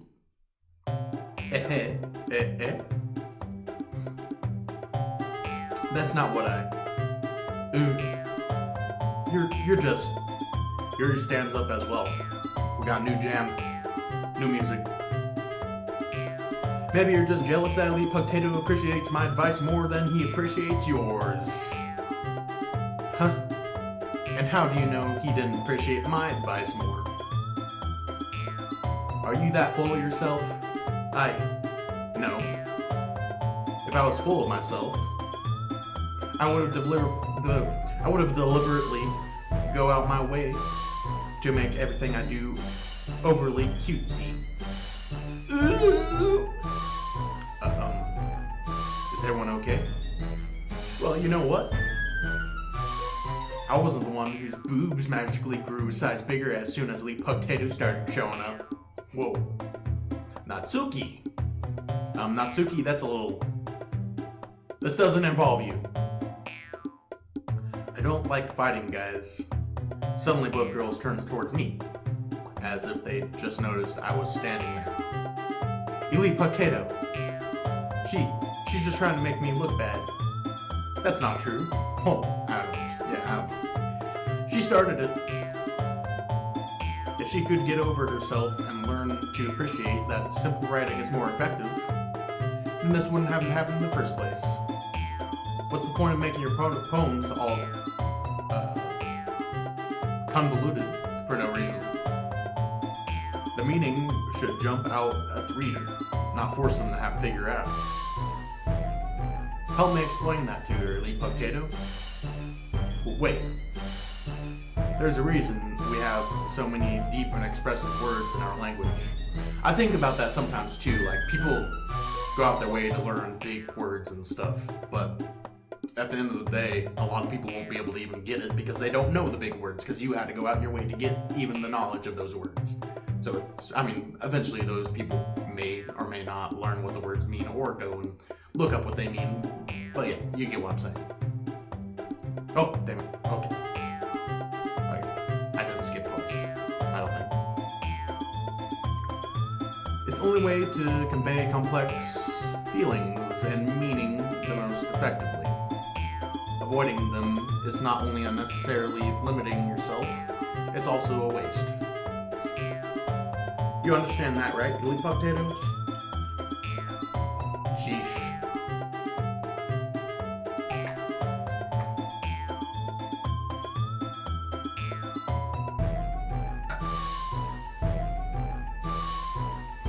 Sure.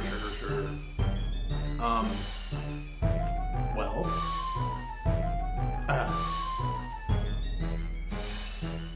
how did I get dragged into this in the first place?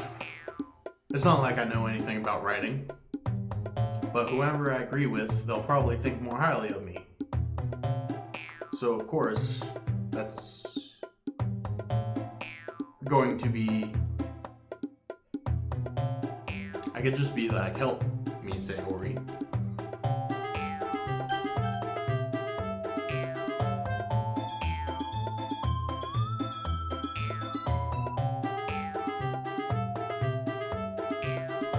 I mean, she said deliberately going out of your way to not use big words. I get what she's saying there. I mean, like, obviously use big words if you have big words, and you want to use big words, but you shouldn't go out of your way to also add big words if you don't want to.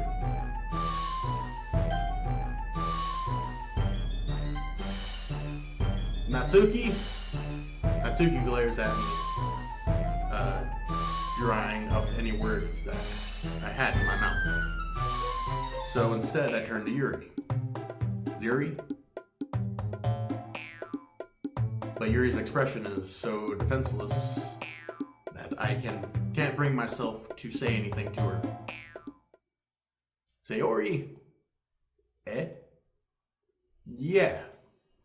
Everyone's fighting and making Sayori uncomfortable.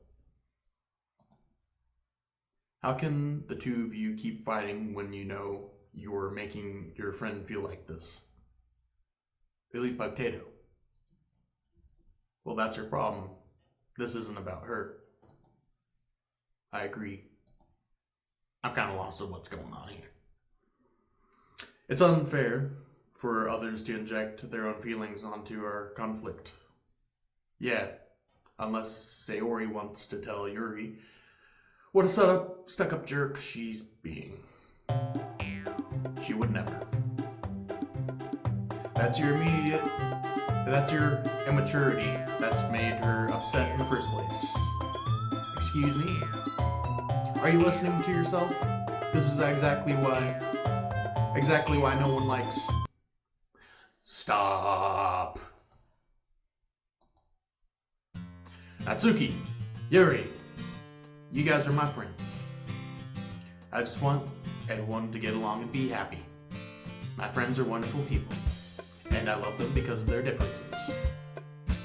Natsuki's poems, they're amazing because they give you so many feelings with just a few words.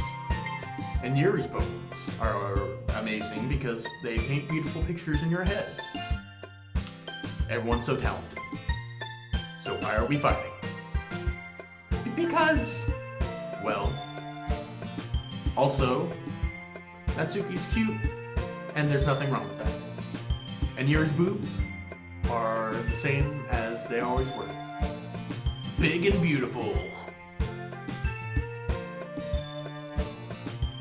Sayori stands triumphantly. Monika stands behind her with a bewildered expression. I'll make some tea. Yuri rushes off.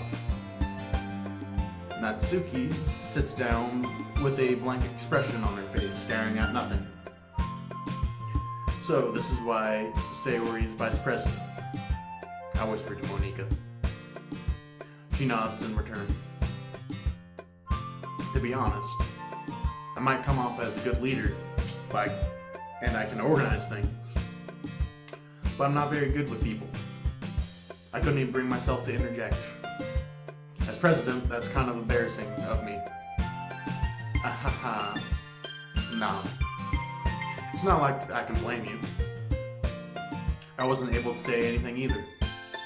Well, I guess that just means Sayori is amazing in her own ways, isn't it? Is she?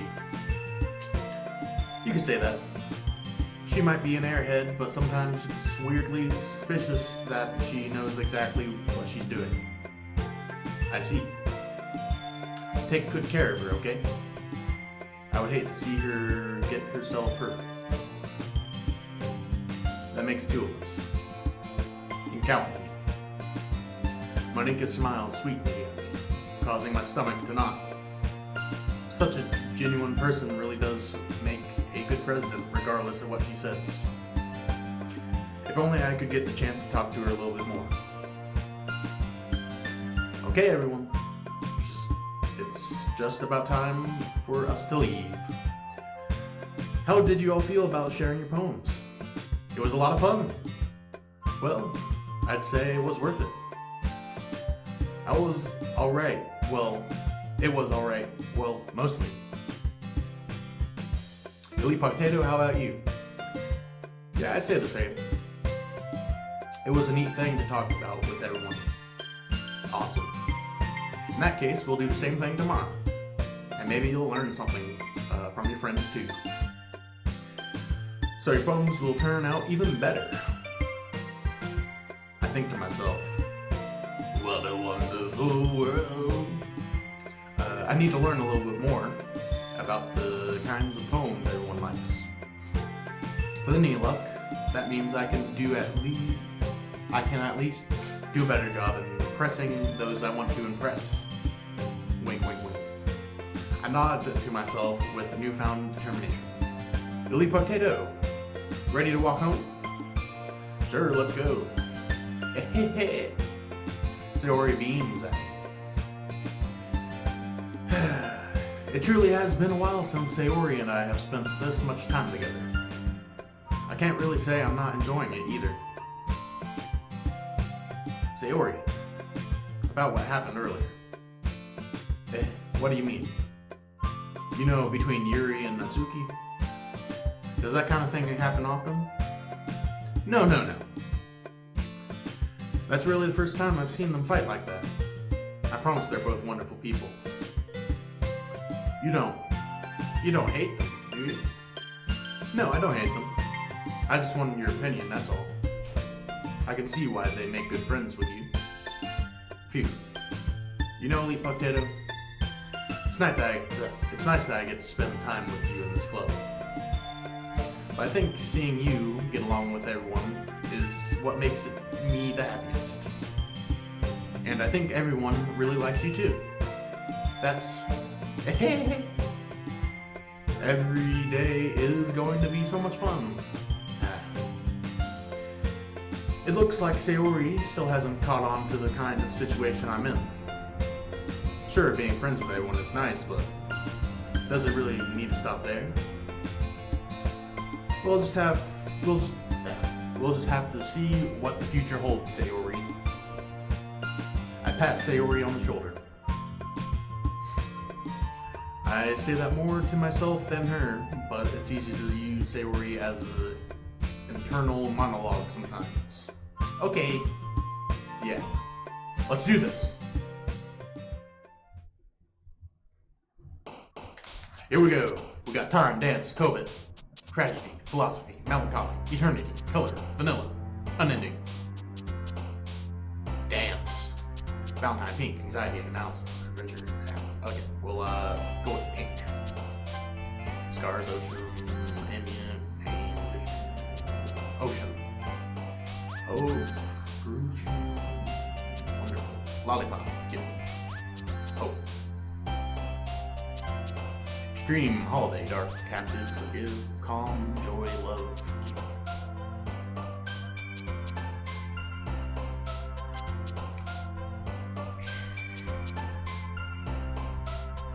Bunny. Oh shit. Yeah, that word, skirt, out, game is awesome. And fluffy,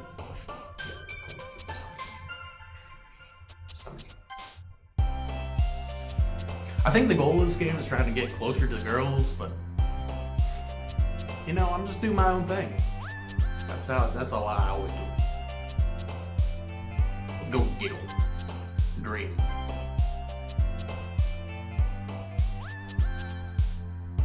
Friends. Marshmallow. Shout out Marshmallow. Play. Parfait. Cheeks. Milk. Melody.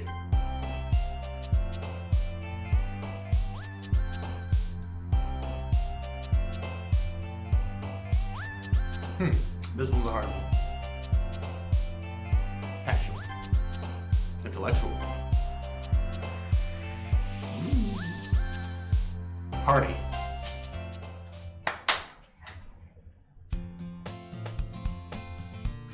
Another day passes and it's time for the club meeting already.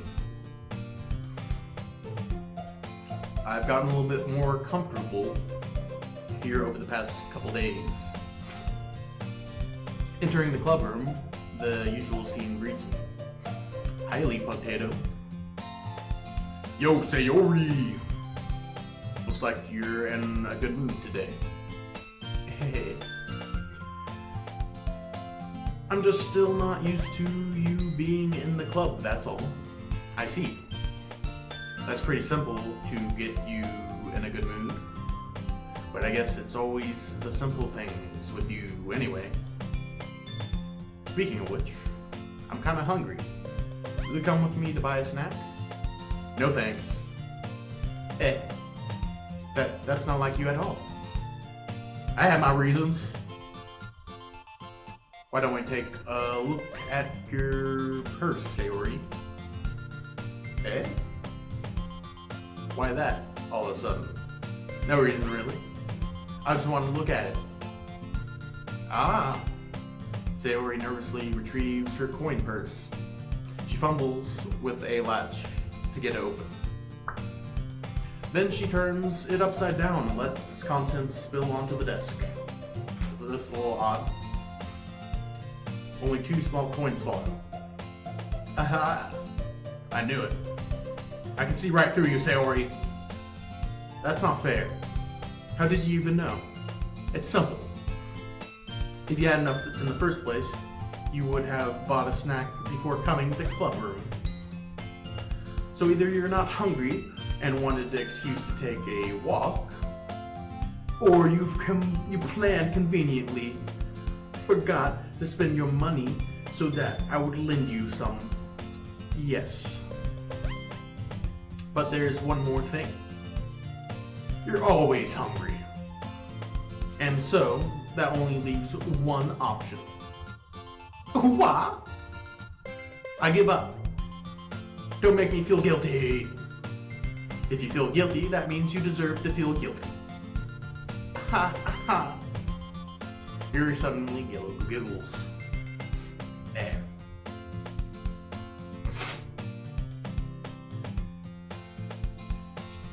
I didn't notice she was listening in. Her face is in her book, as always. I wasn't listening to anything. It was just something in my book. Yuri, tell the potato to let me borrow some money. That's... Don't get me involved like that, Sayori. Besides, you should only buy what you can responsibly afford. And frankly, after pulling a mischievous little stunt like that, your suffering is fair enough retribution. Did I just...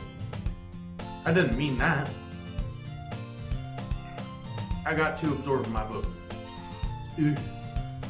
I really like when you speak your mind, Yuri. Doesn't happen much, but it's a fun side of you. That's kinky. There's no way you could think that. You were right, though. I did something bad. Now I have to accept my retribution. That. Still, coming from you, Sayori, I guess there's a little devil inside of us all, isn't there?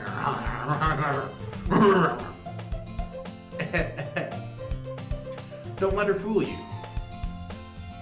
Sayori knows exactly what she's doing. After all, she told you guys she was bringing me to the club before she even told me. But you wouldn't have come if it weren't for the cupcakes. So I had to trick Natsuki to make them. Come on, give me more credit than that, Sayori. Give me more credit than that, Sayori. Sayori.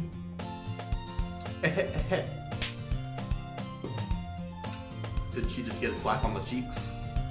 Kia? Out of nowhere, something smacks Sayori in the face and he tumbles onto the desk. Ow! What was? A cookie. Sure enough, it's a giant cookie wrapped in plastic. Sayori glances around. Is this a miracle? It's because I paid my retribution. Actually, that one almost worked. Aha. I was just gonna give it to you. But then I heard you blab about the cupcakes. I was totally worth seeing your reaction though. Aha. Natsuki, that's so nice of you. I'm so happy you hit my face with a cookie. Sayori hugs the cookie. Jeez, just eat it. Sayori rapidly tears open the wrapper and takes a huge, big bite. Big, fat, whopping bite. So good! Sayori suddenly clasped her hands around her mouth. I bit my tongue. You're going through a lot over just one cookie. Natsuki takes a bite of her own cookie. Wink, wink, wink. Ah, yours looks really good too, Natsuki. Can I try it? They're cookies. Jeez. Beggars can be choosers, but yours is chocolate. Yeah? Why do you think I have, what? Oh. Yeah. Why do you, the most simplest fucking sentence ever, I'm struggling on. Yeah, why do you think I gave you that one? Fine. Still, I'm really happy that you shared this one with me. Sayori gets out of her seat and goes behind Natsuki and wraps her arms around her. Ah, jeez. I get it. Cookie still in hand, Natsuki reaches up and nudges Sayori off her. Sayori suddenly leans down and takes a bite of Natsuki's cookie. Hey, did he seriously just do that? Mouthful, Sayori trots away to safety. Yuri and I laugh as well. Geez, you're such a kid sometimes. Monika, can you tell Sayori? Natsuki glances around. Monika isn't in the club room. Where's Monika anyway? Good question. Have any of you heard anything about her being late today? Not me. Yeah, I haven't heard either. That's a bit unusual. I hope she's okay. Of course she's okay. She probably just had something to do today. She's pretty popular after all. You don't think she has a... I wouldn't be surprised. She's probably more desirable than all of us combined. That's true. Excuse me? Suddenly the door swings open. Sorry, I'm super sorry. There you are. I didn't mean to be late. I hope you guys weren't worried or anything. Monika chose the club over her boyfriend after all. You're so strong-willed. But boyfriend? What on earth are you talking about? Monika quizzically glances at me. Ah, never mind that. What held you up anyway? Well, my last period today was study hall. To be honest, I kind of just lost track of time. Aha. That makes sense, though. You would have heard the bell ring, at least. I must have heard it since I was practicing piano. Must have not heard that, because I was practicing piano. Piano? I wasn't even aware you played music at all, Monika. I don't really. I just kind of started recently. I've always wanted to learn piano. That's so cool. You should play something for us, Monika. That's... Monika looks at me. Maybe once I get a little bit better, I will. Yay! That sounds cool. I'd also look forward to it. Is that so? In that case, let's play a musical. I won't let you down, Lady Potato. Monika smiles sweetly. Ah, I didn't mean to pressure you or anything like that. Ah, don't worry. I've been practicing a whole lot recently, and I really love the chance to share once I'm ready. I see. In that case, best of luck. Thanks. So I didn't miss anything, did I? No, not really. I chose to leave out Sayori's mischievous escapade. I'm sure Natsuki will end up complaining to her anyway. It looks like everyone has already settled down. Sayori, somehow, already finished her entire cookie. Yuri is back to her book, and Natsuki disappeared into the closet. I mean, like, it's pretty. I mean, it's been a while since the cookie's been introduced, so I feel like it's a decent amount of time to eat a cookie. I can house down a cookie that fast. Man, it looks like no one wants to be bothered today. I slumped down my desk into the nearest desk. How am I supposed to occupy myself with something literature related by myself like this? I guess I could always read some of the book Yuri gave me. But I'm feeling a little too tired to read. I could probably fall asleep right now. I close my eyes and end up listening to Sayori's conversation with Monika. We're probably gonna seem really lame compared to all the other clubs though. Well, we can't give up. The festival is our chance to show everyone what literature is all about. The problem is that the idea of literature club sounds too dense and intellectual. But it's not like that at all, you know? We just need a way of showing that to everyone. Something that speaks to their creative minds. That doesn't solve the problem, though. What do you mean? Even if we come up with the most fun thing ever, nobody will come in the first place if it's a literature event. So it's more important to figure out how to get people to show up in the first place, you know? And after they come, we can do the thing to speak to their creative minds. What's this? Sayori is talking... Give me a second. Ugh, so much talking, so much reading.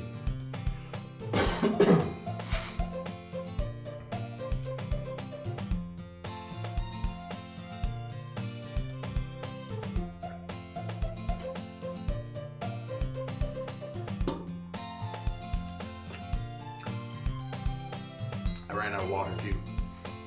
Sayori is taking this really seriously. It's rare to hear her deliberating like this. Huh, that's a good point.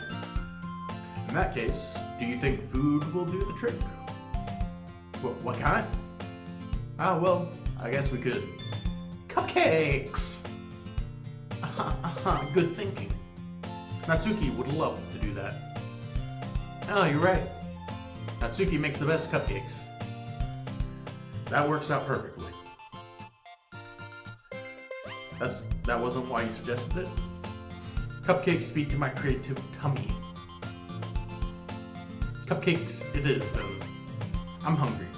Anyway, we still need to work out the details of the event itself. I find myself smiling. In the end, Sayori is still her usual self. But therein lies the unexpected reason I admire her. Unlike me, who has trouble finding any motivation at all, Sayori can put her mind to things and make them come to life. I suppose that's why I end up letting her get onto my case about things. I can't help but wonder what it would be like to see the world through her eyes. What? I open my eyes and find Sayori's face filling my vision. I nearly fall out of my chair. Sorry. Wait. Actually, I'm not sorry at all. It's your fault for sleeping like that. This isn't the napping club. Does our school have a napping club? You're staying up late again, aren't you?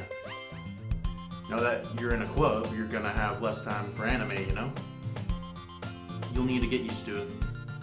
Don't say that so loud. I glance over my shoulder, seeing Monika overheard. It's true, though. Yeah. I know. You're always looking out for me, Sayori. It's what I do best.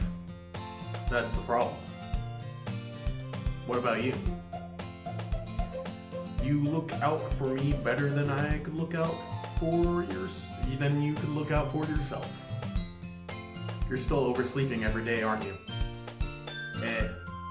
Not every day. That's not very convincing. How many days in the past week have you gotten up on time?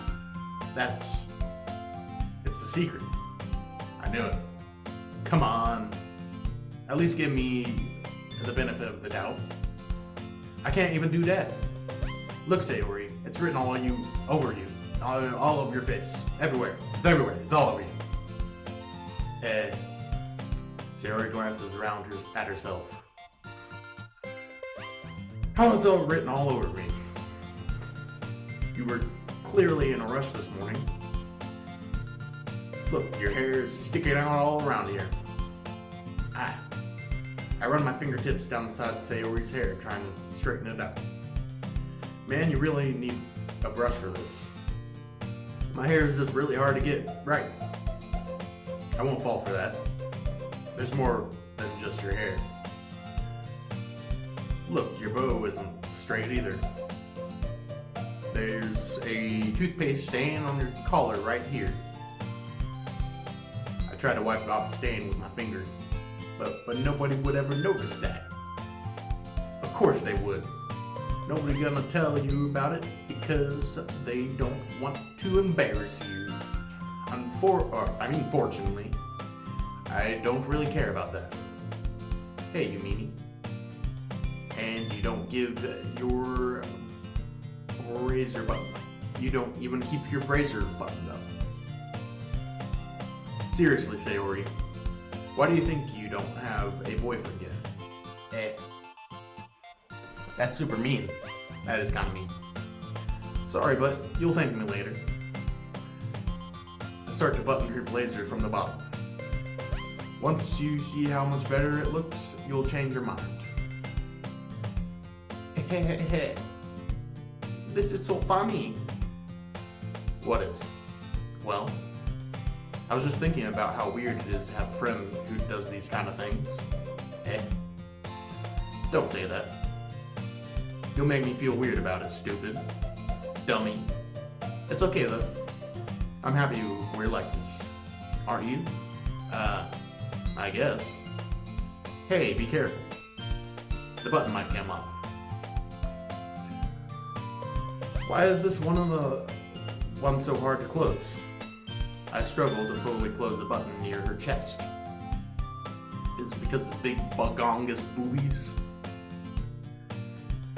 Does this thing even fit you properly? It did when I bought it. Sigh. If you ever buttoned it, you would have noticed sooner that it doesn't fit you anymore. What are you smiling about? I mean, my boobs are got bigger again. Don't say that out loud. Anyway, you look much better now, so. Why does it feel strange to see Sayori's blazer buttoned up like that? But it's so stuffy. Ooh. It's not worth it at all. Sayori hastily unbuttons your blazer once more. Phew. That's so much better. Sayori puts her arms out and twirls around. So if I keep it unbuttoned, then I won't get a boyfriend, right? What kind of logic is that? And why are you saying that like that's a good thing? Because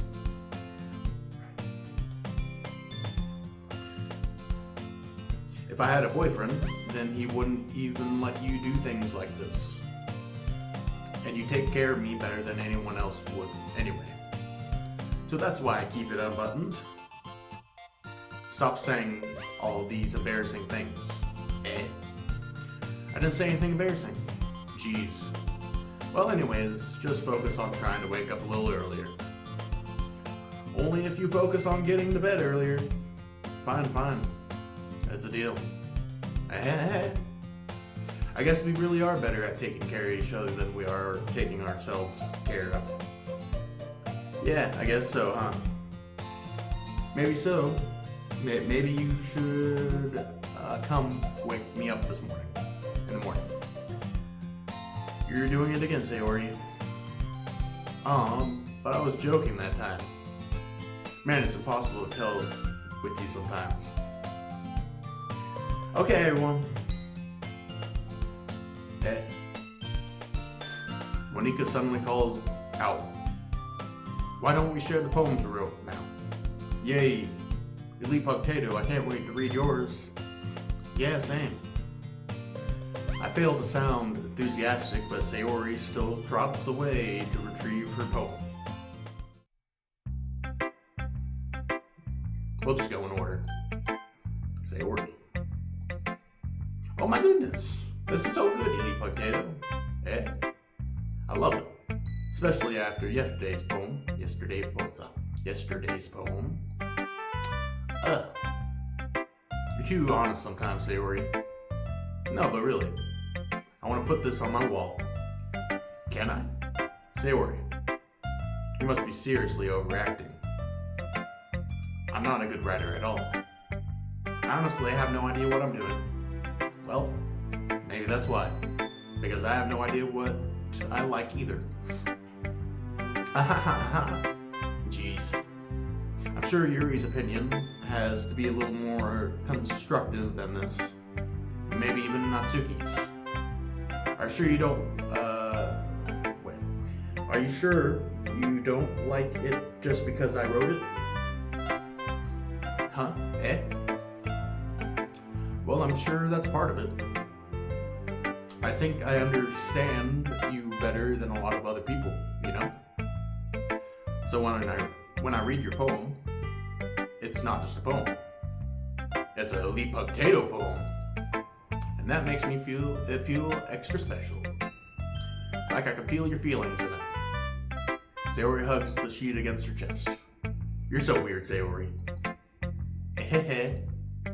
Well, I'm not very good at figuring out if poems are good or bad. But that's why I just go by my heart. If it makes me feel things, then it must be a good poem. I'm not sure that's exactly how it works. Then again, I guess conveying feelings is a pretty important part of the whole thing. Yeah, maybe. Honestly, I don't even know what kind of writing you like in the first place. Yeah, me neither. Why don't you at least try giving it some thought? You want to write something for me? That's so sweet. Yeah, right. But you're always thinking about other people. You need to think about yourself once in a while. If you don't, you might end up getting hurt at some point. Well, I don't really know what you mean, but I'll try to keep it in mind. Well, whatever. Anyway, let's see. I guess I like happy poems. Wait, sometimes I like sad poems too. Sometimes a little bit of both. There's a word for that, right? What's the word I'm looking for? Bittersweet. Yeah. I like things that are happy and things that are sad. Happy and sad. I can't see you liking something sad, Sayori. Well, I like happy the most. But sometimes when you have a little rain cloud in your head, a sad poem can give you the rain. A sad poem can give the rain cloud a little hug and make a nice, happy rainbow. Sayori, that's unexpectedly poetic. Is it? Maybe I'm getting better at expressing my feelings after all. Thanks, Elite Potato. I should go write that down now. You can read my poem now, okay? My God, so many readings, so much reading, so much wow. Okay. How long have I been doing this?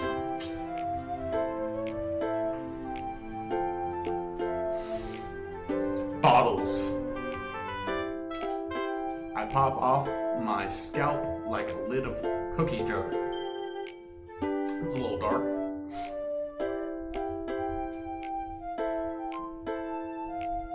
It's the secret place where I keep all my dreams. Little balls of sunshine, all rubbing together like a bundle of kittens. I reach inside with my thumb and forefinger and pluck one out. It's warm and tingly, but there's no time to waste. I put it in the bottle to keep it safe. And I put the bottle on a shelf with all the other bottles. Happy thoughts, happy thoughts, happy thoughts in a bottle, all in a row.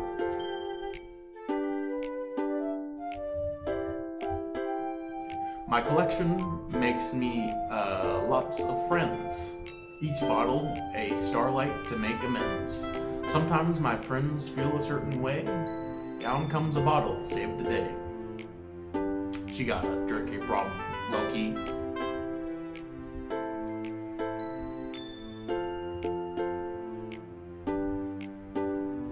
Night after night, more dreams.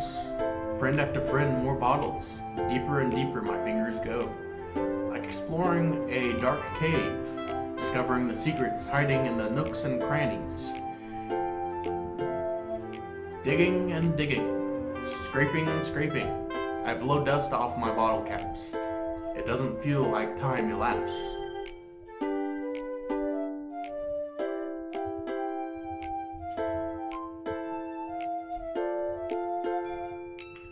My empty shelf could use some more.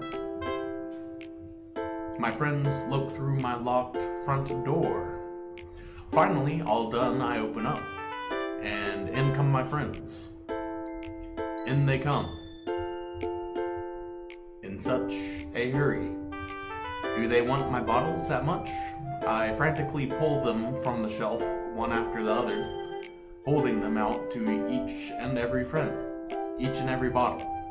But every time I let one go, it shatters against the tile between my feet. Happy thoughts, happy thoughts, happy thoughts, and shards all over the floor. They were supposed to be for my friends who aren't smiling. They're all shouting, pleading, something, but all I hear is an echo, echo, echo, echo, echo inside my head.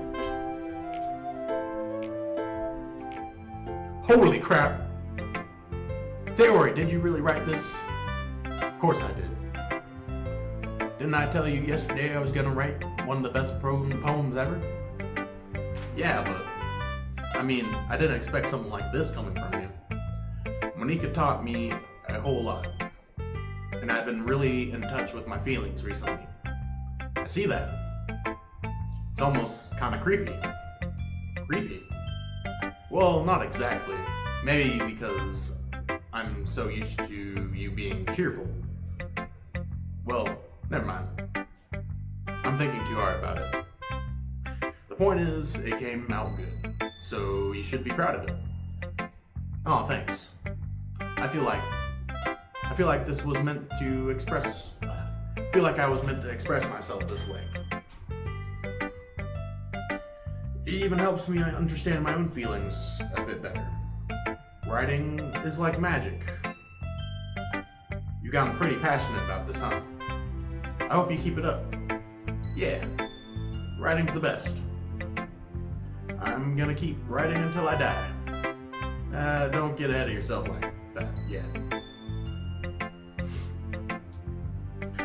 Sayori's always had a habit of getting obsessed with something before dropping it no more than a week later. Foreshadowing, question mark? Will Sayori die? I wonder if this is one of those times. But seeing the passion in her eyes makes it hard for me to be pessimistic.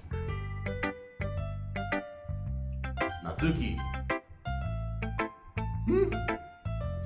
Well, it's not terrible, but it's pretty disappointing after your last one. Then again, if this one was as good as your last one, I would be completely pissed. Well, I guess I wanted to try something a little different this time. Fair enough. You're still new to this, so I wouldn't expect you to find your style right away. Come to think of it, This kind of reminds me of Sayori's poem from yesterday. You think so? Yeah, well, I guess if I guess you've been friends with her for so long, you might be on the same wavelength. But you never really struck me as her type. Sari had, hold on. I'm gonna get water. Water time. Water time. Ding, ding, ding, ding, ding.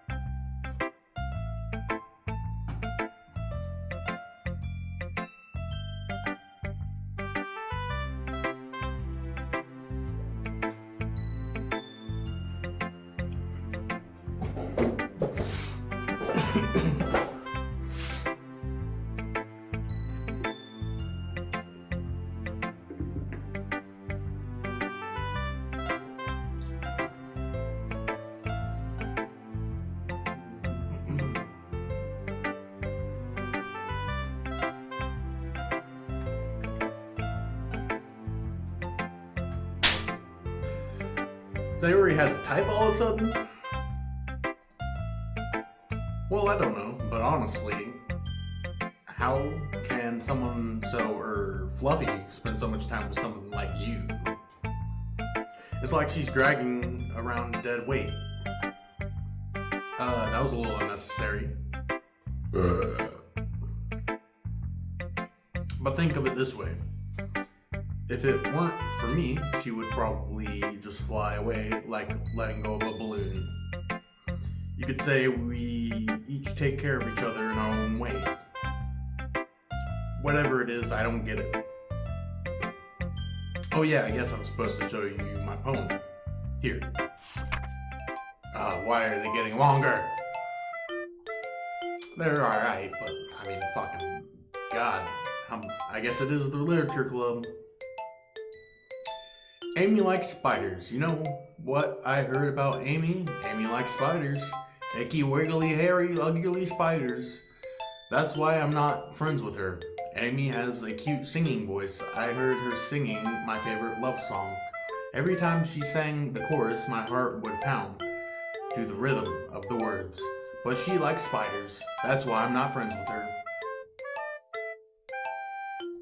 Amy has lots of friends. I always see her talking to people. She probably talks about spiders. What if her friends start to like spiders too? That's why I'm not friends with her. It doesn't matter if she has other hobbies. It doesn't matter if she keeps it private. It doesn't matter if it doesn't hurt anyone. It's gross. She's gross. The world is better off without spider lovers. And I'm gonna tell everyone. Yeah, I mean, not bad, right? It's quite a bit longer than yesterday's. Yesterday's was way too short. I was just warming up. I hope you didn't think that was the best I could do. No, of course not. Anyway, a message is pretty straightforward in this poem. I doubt I have to explain it. Sometimes you can explain complicated issues with much simpler analogies. Not that one. And it helps people realize how stupid they're being. Like anyone would agree with the subject of this poem is an ignorant jerk. Do you know people like that? Of course, it's about how everyone thinks mine. That doesn't matter. It can be about anything. I wrote this to be easy to relate to. Everyone has some kind of weird hobby or guilty pleasure. Something that you're afraid if people find out, they'd make fun of you or something, or think less of you. But that just makes people stupid. Who cares what someone else likes as long as they're not hurting anyone, and it makes them happy. I think people really need to learn to respect others for liking weird things. Well, you're different, right? At least I can relate to that. And I'm sure a lot of other people can too. It's what I do best after all. I don't like writing unless there's a good message to take away from it. Like conveying emotions is important. But I want to make people think, not just feel. Remember that. I'm going to write a good one for tomorrow, too, so look forward to it.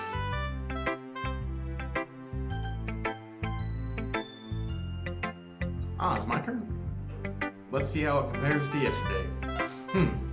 I see. It's a bit different. I respect you for trying different things, Lee Potato. Were you inspired by Natsuki's poem? Or Sayori's, perhaps? Well, I guess you could say that. I thought so. I'm happy for you. You don't need to find inspiration in my poems. I write them for myself, not for anyone else. So I don't really need people to like them or anything. Yuri. Hey. I'm sorry for being blunt, but you're overthinking this a little. Just because your styles are different doesn't mean I dislike your poems. In fact, if I tried to do something in your style, I would probably do a terrible job.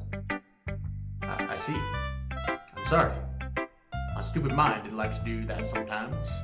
Anyway, you don't need to be afraid of to be a little more daring. Metaphors can go a long way. Don't feel like you need to work your brain like turning a bunch of gears. Try letting your mind wander through your feelings and write down the things you see and hear. That's one way to truly enable your reader to see into your mind. It's a very intimate exercise. I see. That's a certainly interesting technique. Thanks for sharing. I have an example of that, if you'd like to read it. Of course. Is this the poem you wrote for today? Yuri nods and timidly hands me her poem. The Raccoon. If it happened the dead night while I was slicing bread for a guilty snack, my attention was caught by the scuttling breed of a raccoon outside my window. That was, I believe, the first time I noticed my strange tendencies as an unordinary human. I gave the raccoon a piece of bread. My subconscious, well aware of the consequences. Well aware that the raccoon that is fed will always come back for more. The enticing beauty of my cutting knife was the symptom. The bread, my hungry curiosity. The raccoon, an urge. The moon increments its phase and reflects that much more light off of my cutting knife. The very same light that glistens in the eyes of the raccoon friend. I slice the bread, fresh and soft. The raccoon becomes excited. Or perhaps I'm merely projecting my emotions onto the newly satisfied animal. The raccoon has taken to follow me. You could say that we've gotten quite used to each other. The raccoon becomes hungry more and more frequently, so my bread is always handy.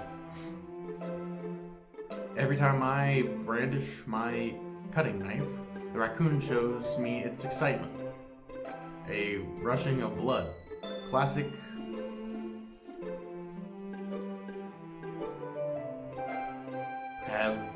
Pavlovian conditioning. I slice the bread and I feed myself again.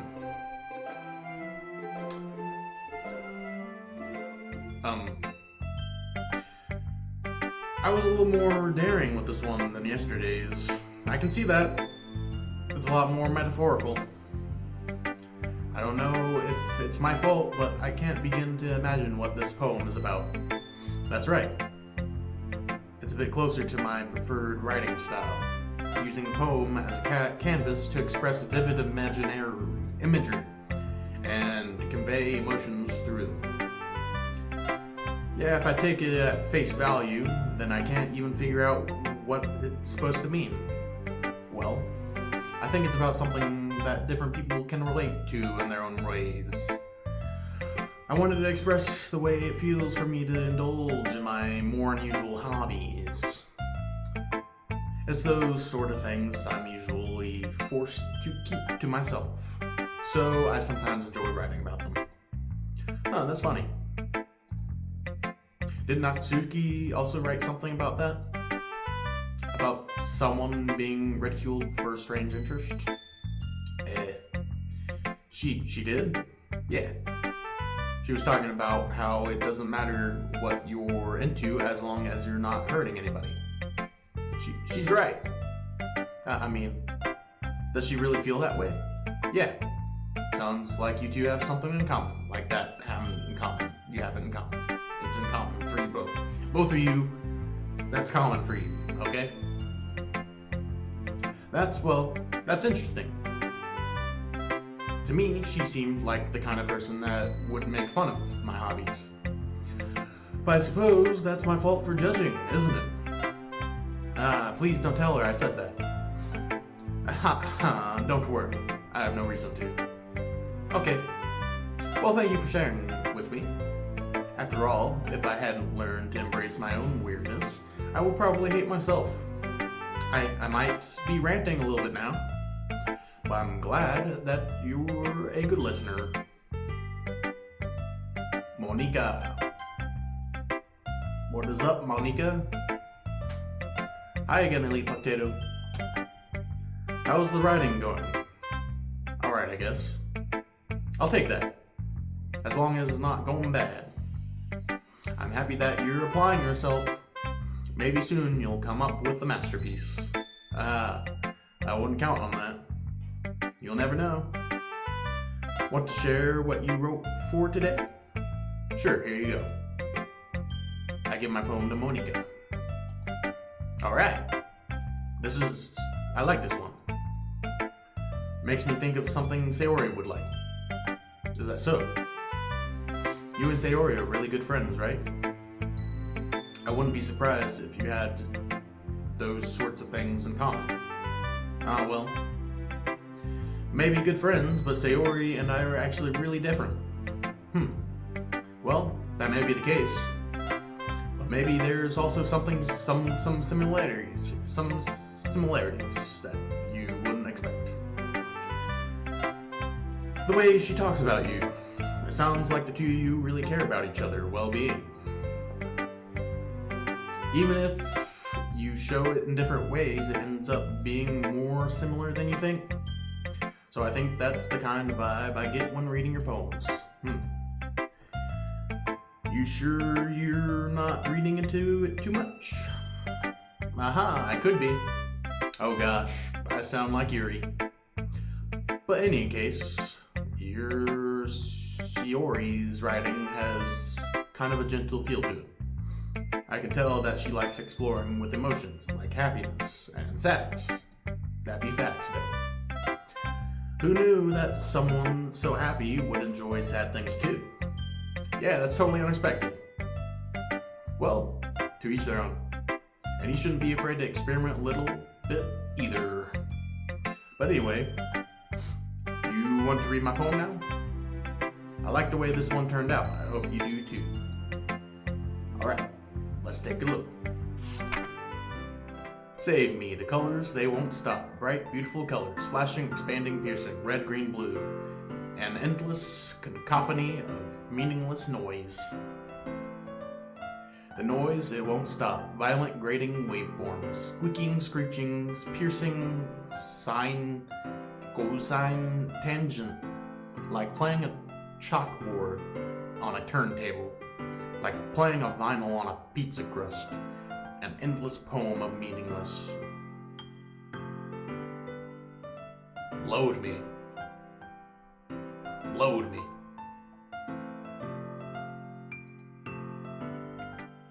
Lead me. Maybe that lead seems right. Not load. It's even more abstract than the last one, huh? Haha. I guess it's just the way I write. I'm sorry if you don't like it. No, I never said that. It's just the kind of thing I've never really seen before, I guess. I kind of like playing with my space on the paper. Choosing where and how to space your words can totally change the mood of the poem. It's almost like magic.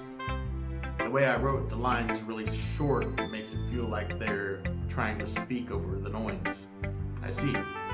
It's still hard for me to tell what's about though. I kind of do that when I'm writing raps. I don't know what to call them. I do me. But I space them and put different types of like commas or semicolons or whatever. Not really. Mostly commas, and space out and section them off to kind of give me how the rhyming scheme should be and stuff like that. So yeah, a little insight.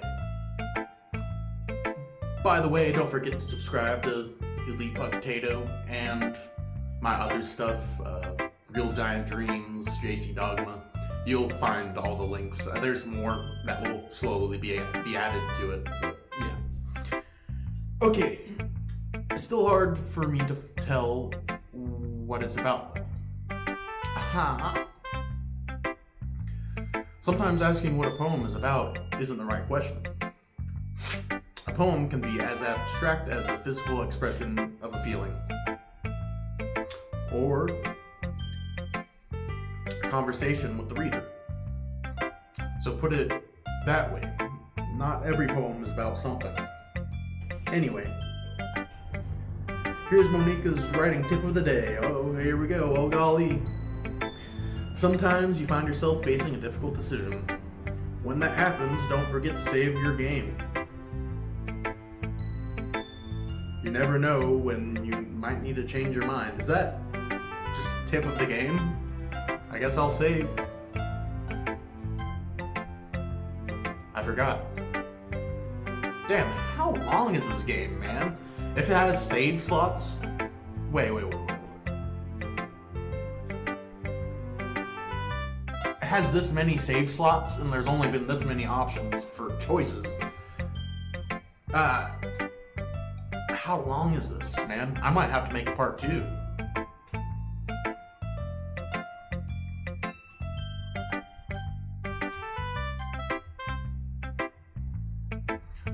Or when something unexpected may happen. My internet's still acting up. I want to look up how long this game is, but my internet's been... It says it's connected, but no internet access. And it says it has full bars, like full ability, like the best. It's performing perfectly, it says, but it just has no internet access, which I don't know what that means.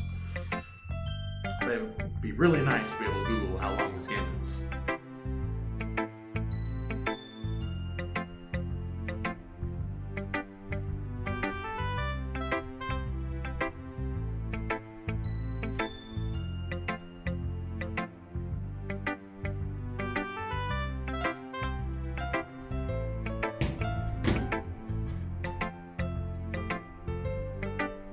Wait, is that even a tip? Is this tip even about writing? What am I even talking about? That's my advice for today. Thanks for listening. Okay, everyone. We're all done reading each other's poems, right? Have something extra planned for today, so if everyone could come sit in the front of the room. Is this about the festival? Well, sort of. Do we really have to do something for the festival? It's not like we can put together anything good in just a few days. We'll just end up embarrassing ourselves instead of getting any new members. That's a concern of mine as well. I don't really do well with last-minute preparations. Don't worry so much. We're going to keep it simple, okay? We don't need much more than a few decorations. Sayori has been working on posters, and I've designed some pamphlets we can give out during the event. Okay, that's great and all, but that doesn't tell us what we're actually going to be doing for the event. Sorry, I thought you heard about that already. We're going to be performing. Performing? Monika? Yeah, we're going to be having poetry performance. Each of us are going to choose a poem to recite during the event. But the cool part is, we're going to let anyone else come up, recite poems too. I don't think that's going to draw on people. I have a feeling. I don't know. Sayori's putting it all on posters in case anyone wants to prepare ahead of time. Sayori, who's been coloring the posters, holds it up for us to see. Are you kidding me, Monika? You didn't already start putting those posters up, did you? Wait, what? You didn't? You didn't already start putting those posters up, did you? Well, I did. Do you really think it's that bad of an idea? Well, no. It's not a bad idea. But I didn't sign up for this, you know? There's no way I'm going to be performing in front of a group of people like that. I agree with Natsuki. I could never, in my life, do something like that. Imagine it. Yuri shakes her head in fear. Guys. No, Sayori. I understand where they're coming from. Remember that Natsuki and Yuri have never shared their poems with anyone until just a couple days ago. It's a lot to ask for them to recite their poems out loud to a whole room full of people. I guess I kind of overlooked that. I'm so sorry. So I'm sorry. But I still think we should give our best. We're the only ones responsible for our fate in this club.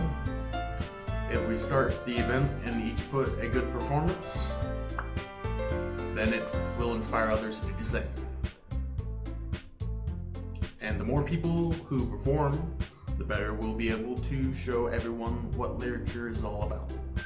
Yeah. It's about expressing our feelings, being intimate with ourselves, with yourself, finding new horizons, and having fun. That's right. And it's those reasons that we're all in this club today. Don't you want to share that with others? To inspire them to find the same feelings that brought you here in the first place? I know you do. I know we all do. And if all it takes is standing in front of the room for 2 minutes and reciting a poem, then I know you can do it. Natsuki and Yuri remain silent. Your Sayori looks worried. I guess that leaves me no choice. I agree. I don't think it's too much to ask. I think that Sayori and Monika have been trying really hard to get new members. The least we can do is help them out a little bit. Well, maybe, but it looks like Natsuki doesn't have any arguments left. Okay, fine. I guess I'll just have to get it over with. Alright. Phew. Thanks, Natsuki. What about you, Yuri? Yuri dejectedly glances around at everyone else's expectant faces. I guess I don't really have a choice. That's everyone. You're the best, Yuri. This club is seriously going to be the death of me. Oh gosh. You'll be fine, Yuri. But anyway, let's move on to the main event. I want each of you to choose a poem of yours. We're going to practice reciting them in front of each other. No way. Monika, this is too sudden. Well, if you can't recite the poem in front of the club, how do you expect to do it in front of strangers? Oh no, don't worry. I'll start off by helping everyone feel a little bit more comfortable. Can I go next? Of course. Now let's see. Monika flips through her notebook to the specific poem she has in mind for herself. She then stands behind the podium. The title of this poem is The Way They Fly. Ahem. Monika begins reciting her poem. Her clear, confident voice fills the room. More than that, her inflection is pristine. She knows exactly how to apply emotion behind each line she recites, bringing the words to life. Is this something she's done before, or simply a natural? I glance around me. Everyone has her eyes on Monika. Sayori looks amazed. Yuri has an intense expression on her face, and I don't understand. Finally, Monika finishes her recitation. The four of us applaud. Monika takes a breath and smiles. That was so good, Monika. Thank you very much. I was just hoping to set a good example.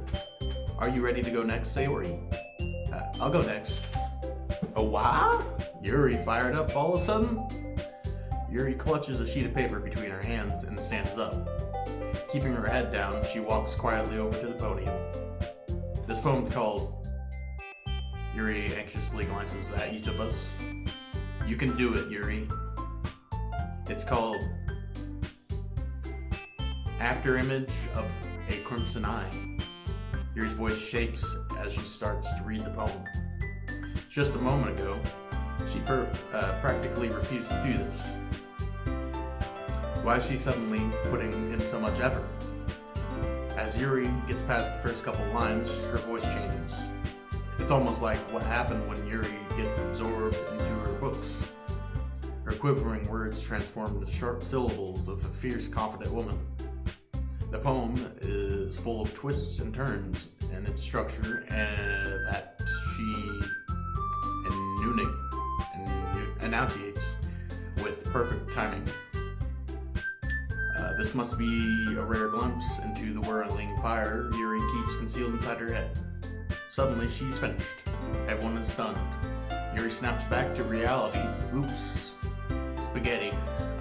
And glances around her, as if she bewildered even herself. It's up to me to save this situation. I'm the first to start applauding. Everyone joins with me afterwards, and we give Yuri the recognition she deserves.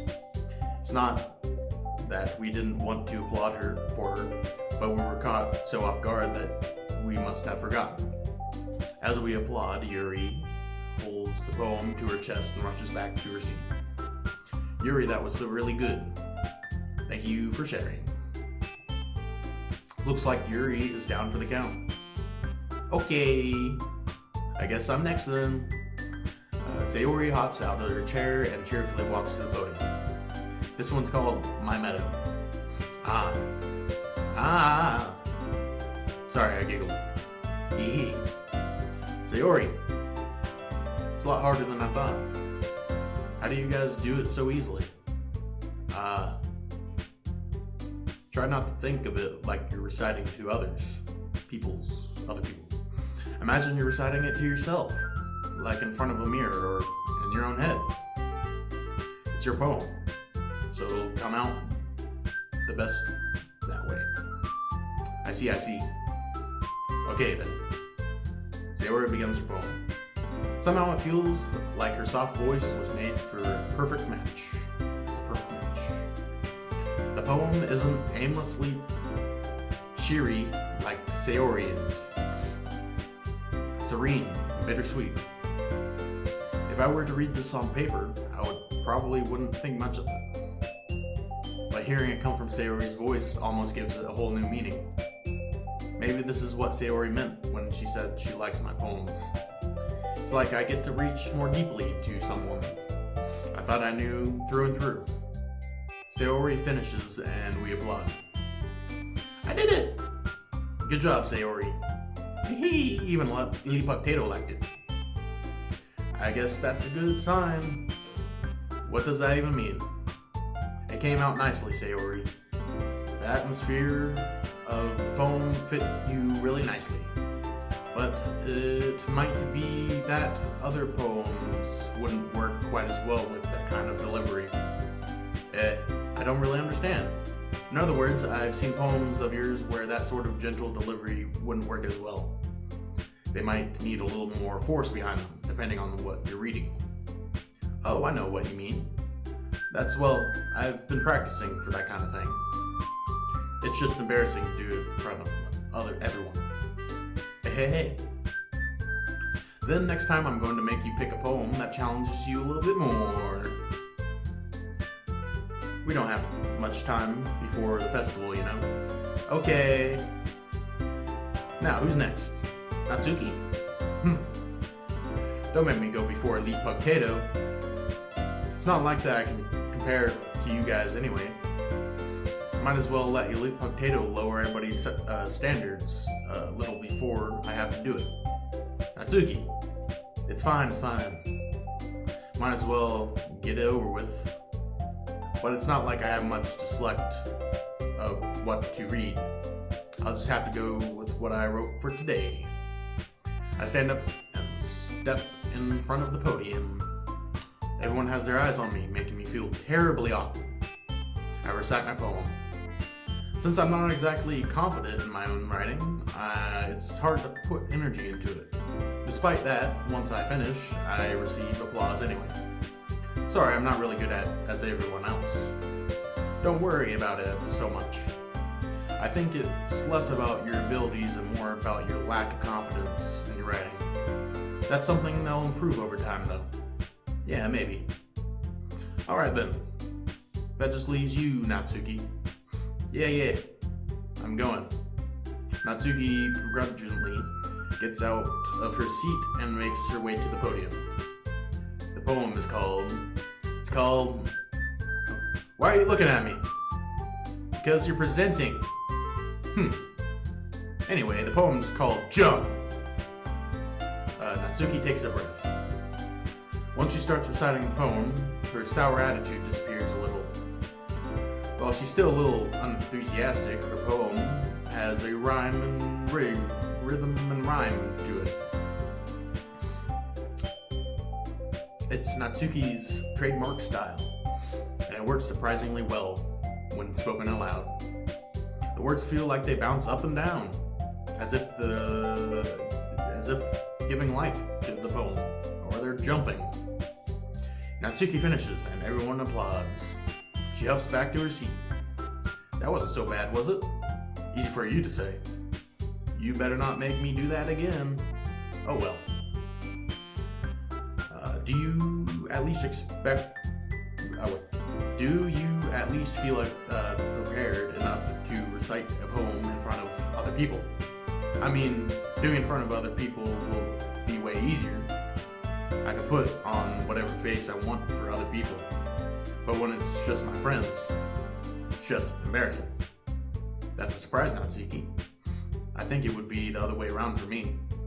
Well, that's just how it is, so... Well, I guess in that case, you won't have much to worry about in the festival. That said, I want to thank everyone for coming through. It might be hard, but I hope that you all have an idea of what it is like now. Make sure you pick a poem and get enough practice before the festival, okay?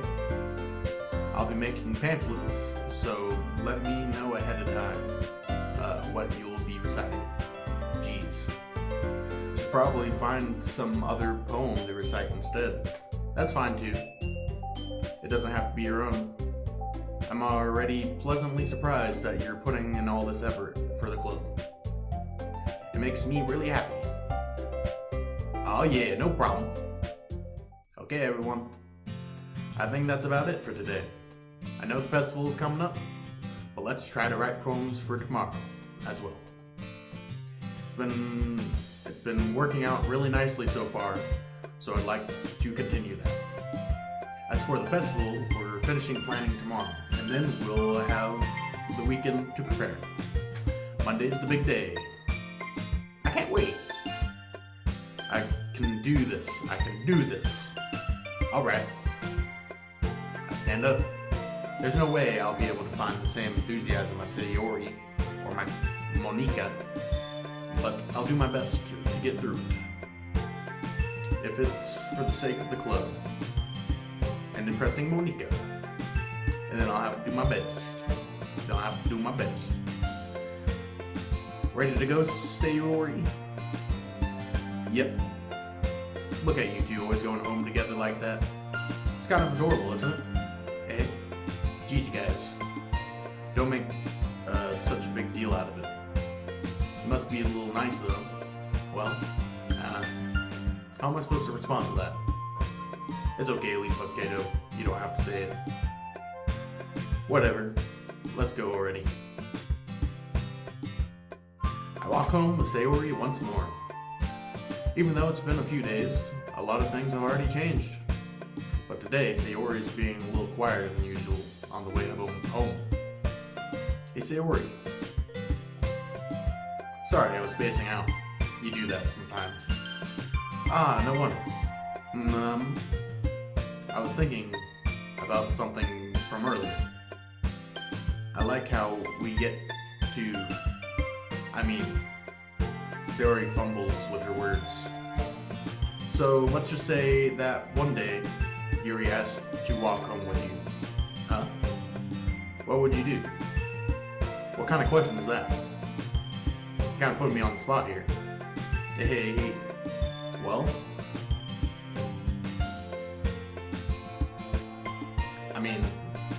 It's kind of what we always do. Walk home together. Probably do the same thing. Or both of them, but probably keep it chilled, keep it vanilla. Sayori, you really think I would ditch you for Yuri? But she's so beautiful and smart. Jeez, I already see her in the club every day. Besides, you always seem to really like going home together. I wouldn't just ruin that for you. You're so silly, Elite Potato. You think about me too much sometimes. Yuri would deserve it if she wanted it, so. Sayori, I've already made up my mind. I really can't figure out you out sometimes. Sorry. Besides, what's the point of speculating something that's never going to happen? The conversation trails off. It's kind of weird things. It's kind of a weird thing for Sayori to care so much about. But I want to respect her and keep her happy too. Then again, the festival is only a few days away. Who knows what will happen in that time? Mwahaha. Okay. We're gonna save here. Second save. And we're gonna go to main menu. And that will be the end of this episode of Doki Doki Literature Club. Woo! Next episode, we're gonna go do that stuff. Read and write and read. So don't forget to smash that like button, subscribe, and subscribe to the other channels, and give me some game suggestions, and some other suggestions if you have anything you want to just blurt out. Or just give me your feedback and stuff. Yeah, so thank you for watching. I'll see you next time. Bye-bye. Lemon.